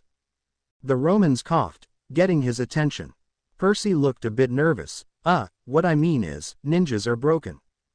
We'll go with that, Jason frowned. Naruto moved back off the scroll and built chakra into his hand. The blonde lifted his hand up and slammed it down onto the scroll. Kuchio's no jutsu, shinobi. A cloud obscured his vision before the 3 other members of his newly made allied squad appeared before him. Kankuro, seeing the danger, reached for one of the scrolls on his back while Kurabi reached for Samahata's handle. Kill them all. Naruto glared at the blonde in the back, Octavian. Kurama snorted. What a little shit. Yep, resounded all the demigods. Apollo just hung his head. I don't know what he said, but he needs to shut up, Kankuro said with a scowl. He pointed at the ordering blonde situated behind the legionnaires and a barely visible string of chakra shot out from his fingertip. It wrapped around Octavian's raised fist and Kankuro smirked. He twitched his finger and Octavian suddenly punched himself in the face hard enough to knock him flat on his back. He's my hero, Leo claimed with an excited smile. Do it again. Kuritsuchi laughed as she pulled out a kunai and prepared a hand seal. Nice one, puppet boy. Do it again. What she said. No, he's down. Octopops, you're on retrieval. Naruto rolled up the other scroll and pulled it over his shoulders. He pointed behind him to the 3 demigoddesses. Take them back to the ship. Man, come on Mr. 9. It's fighting time, Kurabi complained. Let the rapping ninja fight, damn it. Apollo demanded, slamming his fists on his armrests. He can fight later. Artemis rolled her eyes. Naruto frowned at him. We're not fighting now, we need to go. Kurabi sighed and rubbed his head. Alright, kid, you're the boss. Next time though, I want to get in a toss. The Kumo shinobi ran towards the 3 demigoddess and quickly picked 2 of them up under his arms. One had brown hair and the other had skin like he did. An octopus tentacle sprouted from his back and wrapped around the last, a blonde girl that looked a little like Naruto. What? Annabeth paled in horror. So, Annabeth, I hear you like. Finish that McLean and your life will turn into hell itself. The daughter of wisdom threatened. Well, with Percy as your boyfriend, Piper giggled off. I don't get why she's getting weirded out. Percy whispered to Jason, who shrugged in return. Don't you 2 go online? Leo asked them. Demigods. The 2 powerhouses told him. A magazine. He got nothing from them. Leo just shook his head. You 2 are disappointments. At least Frank knows what I'm talking about, since he can change into one after all. I would never do that. Frank turned bright red. Do what? Hazel asked with confusion. Nothing. Frank told her. Absolutely nothing. Kurabi figured she wouldn't mind the Biju tale if she was related to him. By the struggles and yells she made, Kurabi realized he had been mistaken. Oh well, censored's for her. Kankuro, Kuritsuchi, can you put some obstacles between us and them? Naruto asked as he looked back at the other 2 shinobi. Kankuro pulled his scroll open and channeled chakra into it, which pulled out a large puppet of a red-headed man while Kuritsuchi smirked at Naruto. Sure thing, Uzumaki, Kuritsuchi said. She looked at Kankuro. Think your toy can keep up with my lava? Kankuro smirked back at her as he used his chakra strings to make his puppet come to life. Sasori was a member of Akatsuki, remember? Whoever deals with the most wins. We're not killing, Naruto ordered sternly. At least we won't have casualties, just bruised pride. Reina sighed. He looked out to the swordsman. Chojuro, fall back. The swordsman knocked another 7 demigods back before he ran back towards the group. He looked like he had hardly broken a sweat. Naruto looked at the other two and nodded. Do it. Yoden. Sekaigyo no Jutsu, lava release, quicklime congealing technique. You put the lime in the coconut and you shake it all up. You put the lime, Apollo sang happily. Not that kind of lime, Hades rolled his eyes, Nimrod. Apollo pouted, I know that. Just trying to have some fun, us. Zeus scoffed, haven't you heard? Hades is the fun police. I thought that was your job. The lord of the underworld shot back scathingly, earning himself a glare. Kuretsuchi blew out a smog from her mouth that quickly encased the first line of Roman demigods. The quicklime hardened and locked the demigods in place from the neck down. It turned their impenetrable lines against them. The first line of Romans were now a part of a large wall that kept the others behind them. Reina rubbed her temples. Really? She asked. That's new. I will admit that. Breathing through her nose, she said, well, looks like we'll have to train around that. That was unfavorable flaw in their formation. Hey, child's play. Kankuro smirked. He shifted his fingers and the puppet Sasori lifted its hands. 2 streams of fire shot out from the tubes in the palms and ignited the grass around the Romans, keeping the formation trapped behind the wall Kuretsuchi made. Stone can be broken, but it's fire that they have to watch out for. Look at that, your toy made of fire, Kuretsuchi said condescendingly. Can you do the same? It's a waste of chakra, Kankuro said with a scowl. Kuretsuchi smirked at him. Ah, does someone have a small chakra core? That's just a damn rumor. Oh, I ship them, Aphrodite squealed. Ares chuckled, wiping a tear from his fiery eye. Ah, good old compensation jokes. Don't you get that all the time? Hermes asked. Ares snarled in his direction. For that one, says the Minuteman himself. That's a rumor. Someone sounds sensitive. Hey, stop flirting and let's go. Chojuro barked as he followed Naruto back towards the Argo 2. Kuretsuchi and Kankuro glowered at the swordsmen as they burst into a run after their squad leader. They were not flirting. The love goddess tittered, yes you were. Naruto landed on the deck and immediately felt bad that he hadn't sent a clone with Kurabi. The 7 and Hedge were surrounding the Kumo Nin with weapons at the ready. Annabeth appeared to be the most displeased with him for some reason if her glare was anything to go by. Kurabi didn't look that intimidated, as he calmly wrote in his rap notebook and mumbled lyrics to himself. If there is a god, make him stop. Naruto snickered at the Hachibi's dramatic plea. You can never stop the rhyme time, Apollo grinned. We wish we could, Artemis said with a suffering sigh. Honestly, Kurabi's rapping wasn't that bad. Naruto's amusement earned the attention of the 7 and Annabeth rounded on him. Naruto, who are these guys? She demanded. Annabeth pointed a finger at Kurabi and continued before Naruto could answer her.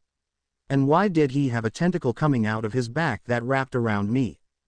Leo, having heard the reason why Annabeth ordered the others to surround the tall muscled black guy, burst into laughter. Oh man, feeling violated, Annabeth-chan. Annabeth locked her furious gray eyes on Leo. Other me, other me. The Latino squeaked in fear. Be thankful it is. Shut it, Valdez. Annabeth snapped with red cheeks. Percy lowered his sword slightly and scratched his head. I don't get it. Right. Percy agreed with his other. Right there with you, dude, Jason said with a shrug. He looked at the other shinobi and then back at Naruto. So, these guys are your backup. Something like that, yeah. Naruto nodded. He walked up to Kurabi and the two fist bumped. Yo, Octopops, have any trouble? Hell no. Kurabi replied calmly as he looked at his notebook. These kids don't even meet me on my scale, Naruto. I don't like him. Percy frowned. Blue guy's cool, but that's not cool. I thought it was way past cool. Apollo grinned. Nice. Talia snickered at the reference. Naruto hid a wince and for the moment, he was glad that the others couldn't understand Kurabi. That wouldn't have helped with relations. He looked at Annabeth apologetically. He says he was sorry, but he acted before he thought. And I did tell him to carry you guys back to the Argo. Annabeth huffed and glared at the Kumo shinobi. Fine, but no more tentacles near me. Leo laughed again and put his hand on Percy's shoulder. No pet squids for you, dude. Percy blinked and frowned. Why would I want a pet squid? Wow, man, really? That's kind of sad, Leo said. Sadly, little baby seal Jackson. Leo nodded solemnly. Leo, shush, Piper told him with a snorting giggle. What, you don't use a computer? Like, at all. Technology and demigods don't go well. But there's magazines. For what? Wow, we just had this conversation. Weird how in sync we are. Leo chuckled over the topic. Leo just stared at Percy for a minute. He walked away, stunned. Man, and I thought Jason was kind of dim at times. I heard that, Leo. Just checking, bro, Leo called. He gave Naruto a salute. Later, Blondie. If you need me, I'll be flying the ship away from the Romans. Naruto nodded and looked back at the other 6 demigods. He scratched his head. So, did we get the map? Got it, Frank said with a nod. He looked beyond Naruto at the other 3 shinobi. Who are your friends? The awkwardness is amazing. Kurama mumbled. Shut up, I'm tired. Naruto thought back before he looked at Kankuro, Kuritsuchi and Chojuro. He waved them over and looked back at Frank before he grinned at Kurabi. Well, this guy is one of my best friends and the Jinchuriki for the Hachibi, Yuki. He floats like a butterfly, but stings like a mighty killer bee. Kurabi grinned and held his fist out to Frank. They do that in Canada too, right? Percy asked Frank, who glowered. Yes, we do. We're not aliens, Percy. I don't know, you and your metric system. Hey, that's on you Americans. Frank looked at it for a moment before he hesitantly pushed his fist against the larger man's. Kurabi's grin shrank subtly and he withdrew his fist. Sad life for you, man. I know the pain of loss and fam. Kurabi nodded solemnly. He gave Frank a thumbs up and grinned wide again. Though you're not as awesome as me, I'm certain one day you'll give a sting like Kurabi. How does he know that? Frank worried. I think Jinchuriki have some kind of empath ability. Annabeth theorized. Still, it's kind of unsettling. The son of Mars frowned. Right, nice to meet you too, Frank said nervously. He looked at Naruto, who had already turned to the blue-haired boy with a strange two-handled weapon on his back. This is Chojuro, of Kurigakure no Sato, Naruto said with a smile as he patted the blue-haired swordsman on the shoulder. He's also the first member of the next generation of the 7 swordsmen of the mist. Chojuro bowed slightly. A pleasure to meet all of you, even if you speak strangely. Is his hair naturally blue? Percy asked. Annabeth palmed her face. Talia patted her shoulder. Just hope you get a boy, Annie. Not helping, Talia, the blonde growled. The hunter smirked. I know. Naruto looked at him and blinked. Yeah, he's my favorite. Annabeth groaned into her hand. Percy. What? That's awesome. Percy defended himself. Chojuro looked at Naruto. What did he say? He likes the way you look, Naruto said simply. Chojuro flushed lightly and sputtered. But I mean, I don't. Tell him I'm straight. Ares burst into laughter. Way to go, Jackson. Percy turned a dark shade of red. That's not what I meant. Naruto. He cried in outrage. So, what do you think of the Blue Man Group, Percy? Not funny, Nico. The son of Poseidon glared at the grinning Italian boy. I beg to differ. Naruto blinked. Okay. Naruto turned to Percy. Chojuro wants you to know that he's straight. Why? Percy asked, to which Naruto shrugged. Annabeth gave Chojuro a glare that made the swordsman shrink back. She can't spit lava, can she? Chojuro asked. Kuritsuchi glared at him. And what's wrong with spitting lava? Nothing. Chojuro laughed nervously and waved his hands in front of him as he backed away. Mizukage-sama can just get very irritable, and the look the blonde has is a lot like hers before she threatens Ao with melting his parts.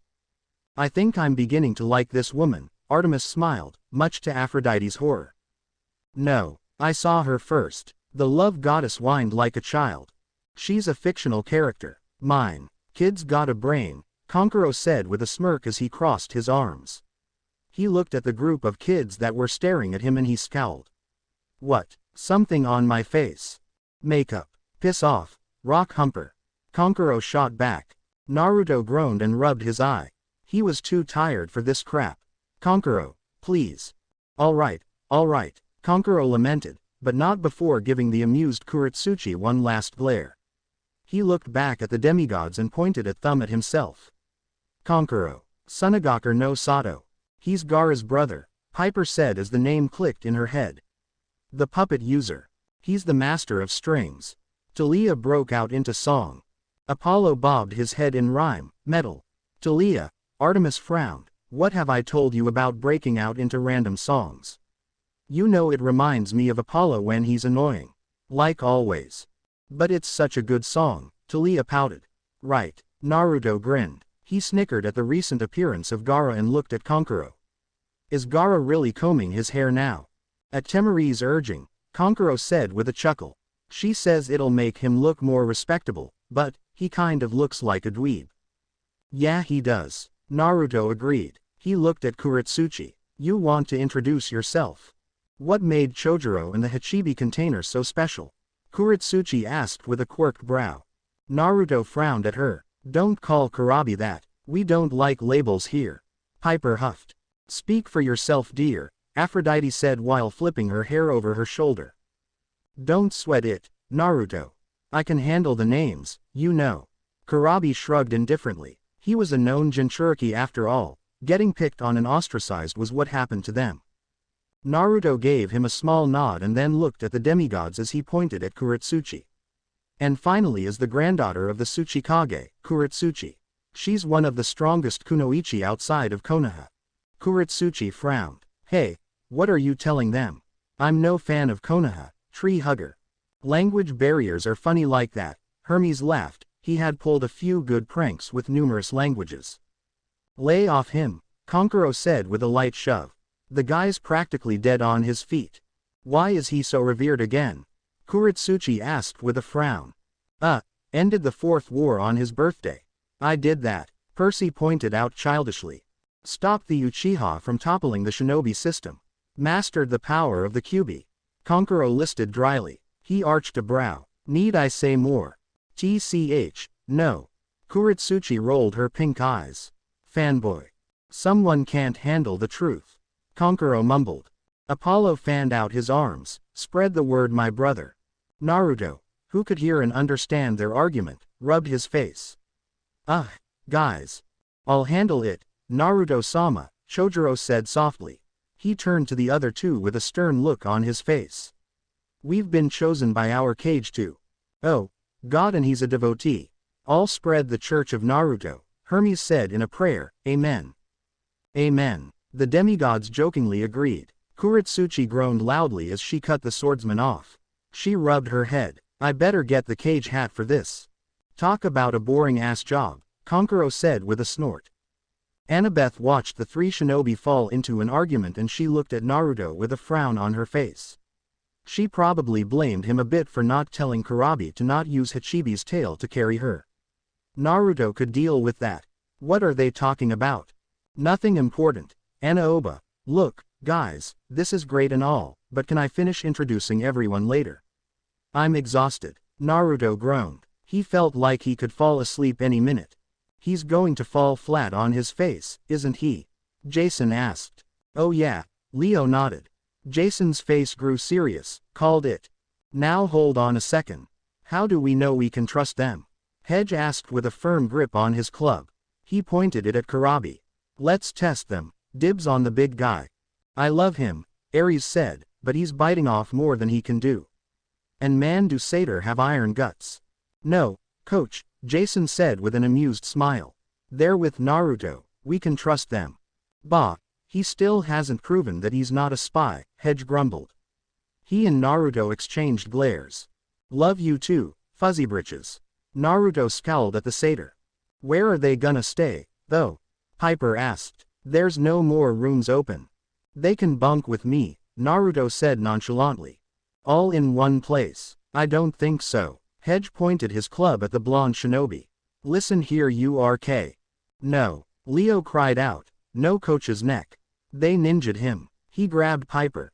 Shaking her by her shoulders, ninja'd him. Leo, calm down. I don't think they'd kill him, much. Aha, they would. Jason just ushered for Reina to continue. With that action, the other four moved. Kurabi suddenly held the club firmly in his hand, nearly crushing it in his grip. Kuretsuchi had a kunai to his throat while Konkuro had bound the satyr's goat-like legs with his chakra strings. Chojuro had moved Naruto back and held his massive two-handled sword up defensively. "See Leo, coach is fine," Piper said soothingly. "Oh, phew." Leo wiped his brow. "For a second there I thought we'd be moping goat parts." "Okay, I think I know why they're here," Annabeth said lowly. She looked around the other four shinobi. "These guys are the backup you talked about getting yesterday, aren't they?" "Didn't I say that?" Naruto asked back. He gave another innocent blink and poked Chojuro's shoulder. "Nay, you guys can relax. That's just how Fuzzybritches acts." "Hi, Naruto-sama," Chojuro said as he and the other three relaxed slightly. Hedge rubbed his neck and inspected his club and hooves once he was let go. "Okay, so they're here to protect him. Why does Naruto need bodyguards?" Percy asked. "Isn't he, like, Super Saiyan Ninja?" "He's got a point," Percy nodded in agreement. "Such a smart guy. They're watching him so he doesn't abuse his god mode." Annabeth whispered the last two words to Percy. But the gods still heard her, much to their ire. Annabeth groaned into her hand again. "Percy, do we have to talk about this again? Naruto isn't an alien. But he did the Super Saiyan thing. And made giant toads," Percy argued. "Naruto is not an alien," Piper retorted firmly with a glare directed at the hero of Olympus. She even put her hands on her hips, the universal sign of displeasure, anger or offense. "Run, Percy, run," Jason cried out. Piper raised a brow. "Something to say, Jason?"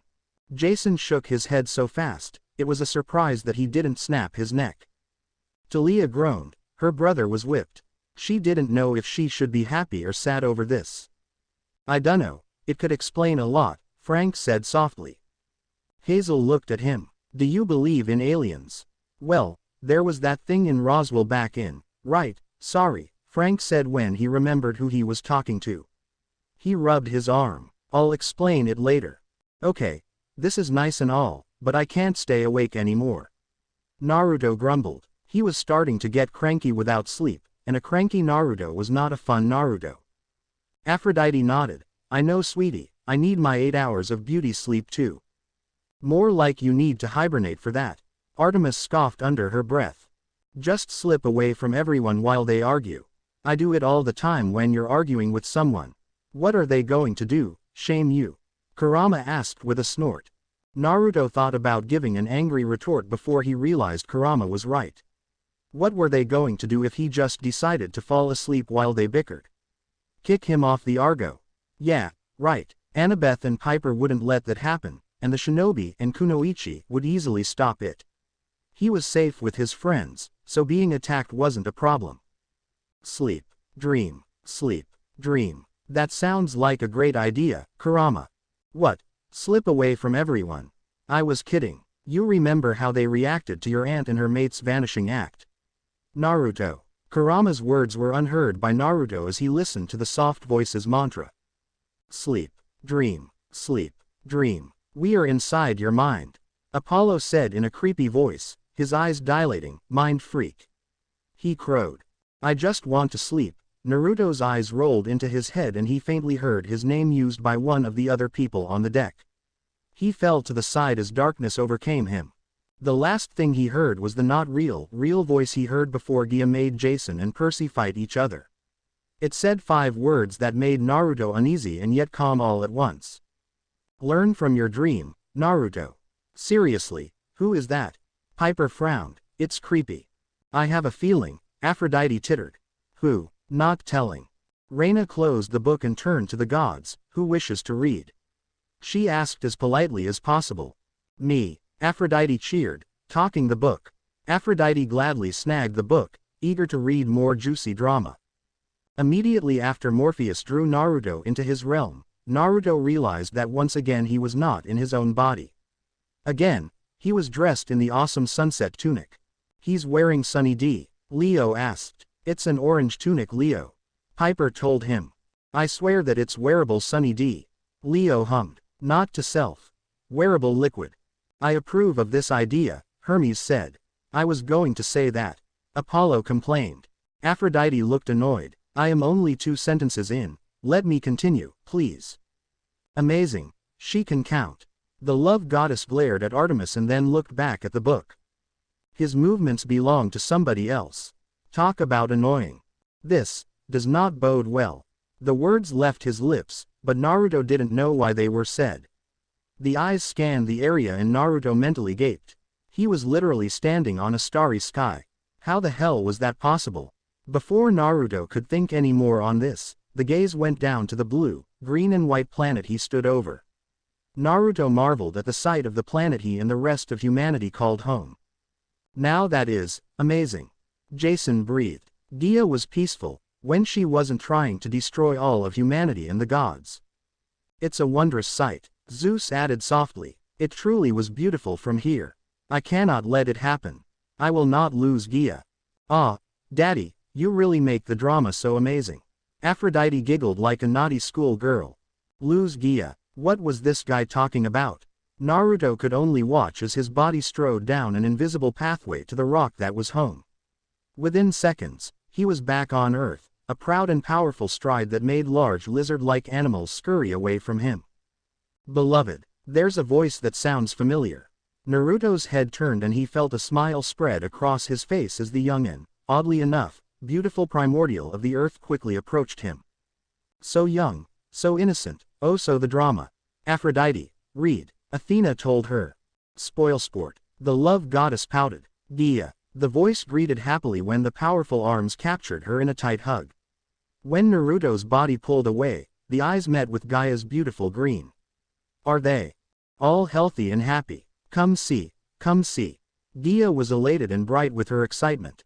She dragged Naruto over to a small alcove where 3 nude infants sprawled on the ground. Oh, this is going to be bad, Annabeth murmured. And this is where the cycle starts. Apollo whistled. Hera sighed. The chain of events that lead to today. It is amazing to see it firsthand, though. Zeus rubbed his beard as he contemplated their words. Oddly enough, they looked like they were growing larger with each second. The smile that was on Naruto's face fell as the infants turned and looked up at him, each with one single green eye in their heads. They are not like us, the voice said, a bit disappointed and almost wary. Burn them. That won't work, idiot. Hephaestus told his dim-witted and bloodthirsty brother. Nonsense. Gaia rebuffed. They have your shape and my eye. They are missing an eye. And their fingers are larger than ours. Naruto wanted to roll his eyes. Of course the fingers were larger, babies fat primarily to cushion their bodies until the muscles finished developing. Why does it matter? Naruto had to side with Gaia on this one. What was the big deal? Naruto's body was still for a moment before he felt tense and the sky become dark. I do not want to see them. For shame, shame. Apollo raved like a loon as he pointed at the screen. You're the only shame here. Artemis told him. Please, I am the sun. I have no shame. Apollo grinned. I show all and see all. Artemis palmed her face and mumbled. That's exactly what I'm saying. They're your sons. They are no sons of mine. Naruto wanted to ask for popcorn. This was getting heavy. Aphrodite giggled proudly. He was just like his mommy. He felt his hands clench and his legs move forward. Unable to do anything but silently protest, Naruto felt himself gather the 3 infants up in one hand by their ankles. Their cries made the sky crack, crafting the first lightning bolt. Naruto felt his eyes narrow and his gaze harden. No, that's not. Be silent, Gaia. Naruto mentally grimaced at his words. Whoever he was, this guy was a censored. The glare that was set on the Mother Earth cowed her significantly well and Naruto felt himself turn to the edge of where Gaia's domain ended and a dark pit opened. Naruto absently thought it was a stupid place to raise children. This thought was enhanced as he was forced to live through tossing 3 innocent cyclops into the abyss. They cried out for their mother as they fell. Zeus shifted, a frown under his beard. Yes, his grandfather was just like the god's own father. However, in Urano's case, he didn't eat his children, he just tossed them into Tartarus. Could that have been worse than father's stomach? Zeus highly doubted it. The vision became clouded and the dream slowly faded, but not before Naruto heard and felt one last sentence leave his lips. I do this for you, beloved. Drama. The gods face-palmed at Aphrodite's excited singing. Well, if that didn't raise more questions than it did answer them, Naruto would stop eating ramen altogether. The dream didn't end, as Naruto thought it would. He awoke in the body that was not his own, somehow aware that time had moved forward. Again, the body faced Gaia, and again, there was rage that trembled through his form. Why? Naruto heard himself demand. Why are our children so hideous? Before Naruto were 3 men that stood easily as tall as the sky, 100 arms on their torso while 50 heads were piled atop one another like strangely crafted pyramids. Hundreds of warm brown eyes stared fearfully at him while he scowled at them. Naruto looked them over once again, and their feet had 8 toes each. 16-toed giants. That's a new one. Aphrodite wrinkled her nose. I agree with you, Daddy. So hideous. Hey, Hephaestus warned his wife. He happened to like the 100-handed ones, just like he did the Cyclops. Isn't Briar's sort of my brother-in-law? Percy asked his father. He did marry your half-sister, so yes. Poseidon nodded. Wow, Tyson's going to flip out. Beloved, please, they are your sons. Gaia pleaded, with a hand gripped onto his arm. Briars, Cottus and Yeetus just want to know you as their father. Naruto raged and again the sky darkened. Gaia should have built bunkers, Hades commented. We did for him. Poseidon pointed a thumb at Zeus, who ignored them both in favor of the story. They are foul-smelling abominations, Gaia. Don't you see what they could do? They've made you a gift. A gift for a king. Gaia looked to their children and the middle giant with 50 pairs of teary eyes stepped forward hesitantly. A bronze staff that Naruto recognized instantly was held out to him. How'd that thing even get to camp? Ares asked. He wanted it. Hermes shrugged. The stuff just floats there for some reason. Father, you, monster, are no child of mine. Naruto heard himself hiss. He grabbed the staff and held it over his head in both hands, then it was brought down over his knee and snapped in half. His action made the triplets cover their heads and duck away, their whimpers booming as the sky thundered. Naruto threw the staff pieces to the edge of the cliff so that they'd fall into the abyss where the Cyclops had gone. Seriously, why did Gaia insist on having the kids here? He's got a point. Hazel frowned. It's a terrible idea. Naruto's next action wasn't much a surprise to him. Like with the 3 Cyclops, Naruto grabbed them by their ankles. He pulled them from the ground and let them tumble into the abyss. They are not the monster, are. The name Gaia used was partially muffled, but Naruto filed the part he heard away for later. Something about the are, and this whole situation was familiar to him, but for the life of him he couldn't place it. Gaia's words stirred Naruto back to the situation at hand. You are a monster. Leo gasped in mock shock. How hypocritical of her. Duh, she's a goddess. Nico told him. The goddesses, minus Hestia, looked at him. What? Gods in general are always hypocritical. He has a good point. I've come to terms with my hypocrisy, Hades said as he agreed with his son. He gave those glaring at Nico a stern look. Can you own up and say the same? Needless to say, the goddesses, save for Hestia, all looked away as Aphrodite continued. Naruto returned heatedly. I who loves you, Gaia. I who cherish you more than anything. I who protect you from what your children are. I am the monster. No. His eyes narrowed and Naruto sneered at the sobbing mother. I am your partner, Gaia, and I am doing what's best for you. Hera rolled her eyes. There were just too many similarities with her relationship with Zeus, but still, he was at least better than their grandfather. Gaia's green eyes glared at him. The added tears made her eyes look like the planet he saw not so long ago in the last vision. Leave. Be gone. You are no longer welcome to my plane without my explicit permission. Naruto scowled as he suddenly left Earth, the last image of the beautiful world being the heartbroken Gaia. He reappeared on the starry sky and stared down at the Earth that was hidden by darkened clouds and shook ever so subtly. His scowl deepened and he turned from the planet. That's basically go sleep on the couch in Primordial. Hermes translated with a snicker, getting a few all around. You will call me back, Gaia. Who will protect you if not me? Why? My murderous Titan children of course. Percy declared in a girly voice. Annabeth elbowed him in the side. Ow. What? It's true. Shush. Naruto's eyes closed and he crossed his arms. With his eyes shut, an image that Naruto found enlightening and disturbing flashed in front of him. It was a shadowed creature that had several sets of arms and had a tight grip on Gaia's arms, pushing her back. Naruto felt his teeth clench and his hands tighten on his arms. I will not lose you, Gaia. Family comes first, and while those things are not my family, you certainly are. Hestia sighed. That's very sweet, yet disturbing. Welcome to the club, Aunt Hestia, Talia said. Naruto's eyes opened and he sat up with a soft groan. He rubbed his head and recalled the dreams he'd just had. What did it mean? Something to do with Gaia, sure, but why did he see what happened to her kids? Have a nice nap, Kurama asked with a snort. Any interesting dreams? Any more visions of Madara? No, Kurama, you didn't see the dream I had. Naruto asked with a frown. Kurama growled lowly. As with the last dream, no, I have not seen it. As long as it does not contain any shinobi, I could care less. Piper frowned. Wow, someone's tweaked. Majorly. Leo nodded. He needs his ears scratched. It is belly rubs that soothes the savage beast, Frank said wisely.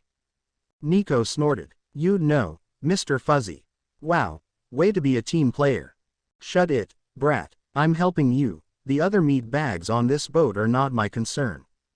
Naruto arched a brow. Hostile, aren't you? Kurama snarled at him. While you were in La La Land, I was stuck translating and running this meat sack you call a body.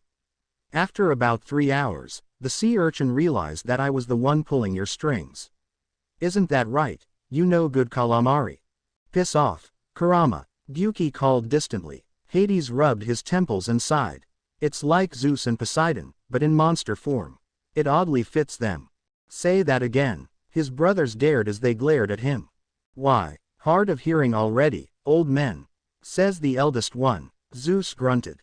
I'm not the one graying. Hades smirked back, since his brothers did have tinges of gray in their hair. It was a three-way glaring match until Hestia gave them a cough and a stern glance. They sat like good little gods after that, hands in their laps and halos above their heads. Until Zeus glared at Apollo and the light illusions disappeared. Naruto snickered at the siblings' interaction and he looked at the door as Kurabi walked in, a small smirk on his face. Glad to see you're up, Mr. 9. Those girls been worrying about whether you fine, Kurabi said as he offered his fist in greeting. Naruto grinned at him and bumped knuckles before he got up and stretched. How do you know they were worried? Naruto asked the rapping shinobi with an arched brow. Like yourself, Naruto, B is very empathic. Most Jinchuriki tend to be able to sense and discern emotions, but not on the level you can. Gyuki explained through their mental link. Kurama gave a distasteful snort. Most likely due to his bitch of a mother. Can you read that again, Aphrodite? Artemis asked with faux innocence. I didn't hear it clearly. Aphrodite glared at her before she continued to read the story with her perfect teeth gritted together in irritation at the very unflattering comment on her person. She now understood why Apollo disliked the fox. The goddess of love. Yes, that could make sense. I'm surprised you took notice of it, Kurama. Then again, you always were the most emotional of all of us. Gyuki added as an afterthought. Kurama snarled. Come in here and say that to my face, Gyuki. Then we'll see who is the most emotional. Let's all settle down, Naruto said with a chuckle. Last thing he needed was for the two strongest Biju to get into a fight with him and be stuck in the middle. Naruto looked at Kurabi. So, where is everyone? Puppet dude's checking the ship's engine.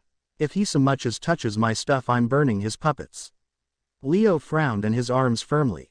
While the hot-headed Iowa girl is training, Kurabi said with a grin. Chojiro's on the deck looking through some seals and I'm back down here to grab my own meal, Kurabi scratched his tattooed cheek and chuckled awkwardly. But, with all the commotion from before, I remembered that I don't know where to get food anymore. Naruto laughed while Gyuki groaned in their heads. Kurama released his own snort of amusement. Apparently he took solace that his brother suffered as he did. Naruto opened the door and led Kurabi to the dining room, where he found Percy, Annabeth, Jason, and Piper. Naruto. Piper expressed her relief with a sigh as she got to her feet and gave her brother a hug. Naruto hugged her back and then poked her in the forehead with 2 fingers. He chuckled at her pout. I just love the cute little sibling bonding you two share. Aphrodite smiled at the smiling Piper. He's a good big brother, it's hard not to enjoy and envy these moments. Hey, Imouto, Anna Baba, Naruto said with a nod to the daughter of Athena. He rubbed the back of his head. Sorry about passing out like that. Like I said, I was exhausted. Exhausted my tails. You were pulled into sleep. Kurama grumbled. Gyuki sighed. Must you always be snide to him? Must you always be a dry rag? Censored you, Kurama. I'm not into tentacle censored, sea urchin. Oh great, that joke is back. Percy muttered. He pouted at how it had to be explained to him from a red-faced, but very cute, Annabeth between chapters. Naruto and Kurabi burst into laughter while Gyuki roared in outrage at Kurama's retort. The demigods watched as the 2 shinobi tried to pull themselves together, both greatly amused by the Kyuubi's comment. Percy frowned and looked at Annabeth. I don't get it. Did I miss something? For once, Seaweed Brain, you're not alone in that. Annabeth returned, a frown on her face as her nephew and the shinobi she really didn't like chattered together in the language of the elemental nations. She really should have taken Japanese when it was offered at her school. Please don't. Percy asked Annabeth with a groan. If she took that in college, she was going to make him do it, too. He still had trouble with English. Annabeth grinned at him. No promises. Want to let us in on the joke? Jason asked the duo. Naruto opened his mouth, but remembered who was in the room and quickly decided to say something else. Biju or just talkative? Biju. Percy repeated. He glanced at the tall muscled and shade-wearing shinobi. Right, he's like you, he's got the hatchet in him. Now talk about an iron gut, eh? Ares grinned widely. Ares, shush. Aphrodite's order made the war god frown. Apollo and Hermes snickered, but not because of the joke. Annabeth rubbed her head with a sigh. Hachibi, Percy, Hachibi. It means 8-tailed. His name is Gyuki. Naruto clarified while Kurabi nodded. Stronger than I, he's my most powerful ally. The Kumo Nin crowed happily. Gyuki groaned. I take it all back, Kurama. You must kill me. Kurama snorted. And miss out on listening to you suffer. Hell no. Yep. Hades nodded. Like Zeus and Poseidon all right. Then which one are you? Zeus asked snidely. I don't know, but since I am more mature, none most likely. Poseidon barked a laugh. Ha. More mature ahem. Hestia cleared her throat to make her brothers quiet down. Honestly, this was becoming tedious. Her brothers were not used to being cooped up together for so long. Guys, come on, Naruto pleaded. It was already difficult switching from 2 languages mid-conversation, but he didn't want to add having 3 conversations at once. Right, Jason said to Kurabi's rap. He looked at the skull pommel on the bandaged sword and then looked at Naruto. So, what's with the bandaged weapon? Some kind of ninja tool? That's Samahata, the shark-skinned sword, Naruto said nonchalantly. With its name said, the sword let out a hissing growl and shifted on Kurabi's back. Percy looked at Naruto. Did it just move? I must make one, Leo declared. Trust me, Leo, it's not worth it. Especially the backtalk. Talk about a headache, Hephaestus said with a sigh. Yeah, Samahata's alive, Naruto nodded. He looked at Kurabi. Wanna show them? Kurabi shrugged as he reached up and grabbed the handle of the sword. Ain't got nothing better to do. Just make sure he doesn't try to make a meal out of you. Kurabi pulled Samahata from his back and then spun the handle in his hand so that the bandages began to unravel.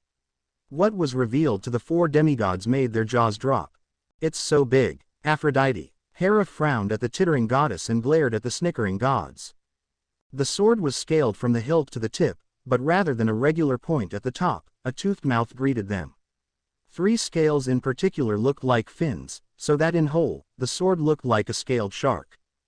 Kurabi grinned as the 8-foot-long blade jumped from his hand to the floor and slithered around at his feet. Take a walk, Samahata. Stretch those legs, but remember you gonna go back into sealed mode again. The sword shuddered and shrieked softly at Kurabi's words before it shuffled over to Naruto and began to sniff his leg. Like a soul-devouring puppy. Ares cooed. It's so adorable. That is just wrong. Hermes whispered to Apollo. I know, do you think he can surf on it? Hermes just gave him a baffled look. Seriously, that's what you're thinking about? Are you on the grass again? It's a legitimate question. Naruto arched a brow as some chakra was drawn from him and looked at Kurabi. Isn't he full from your chakra? Naruto asked, not caring that visible blue energy was absorbed from his body into Samahata's mouth. Kurabi chuckled. Samahata likes to taste, even when he's not hungry.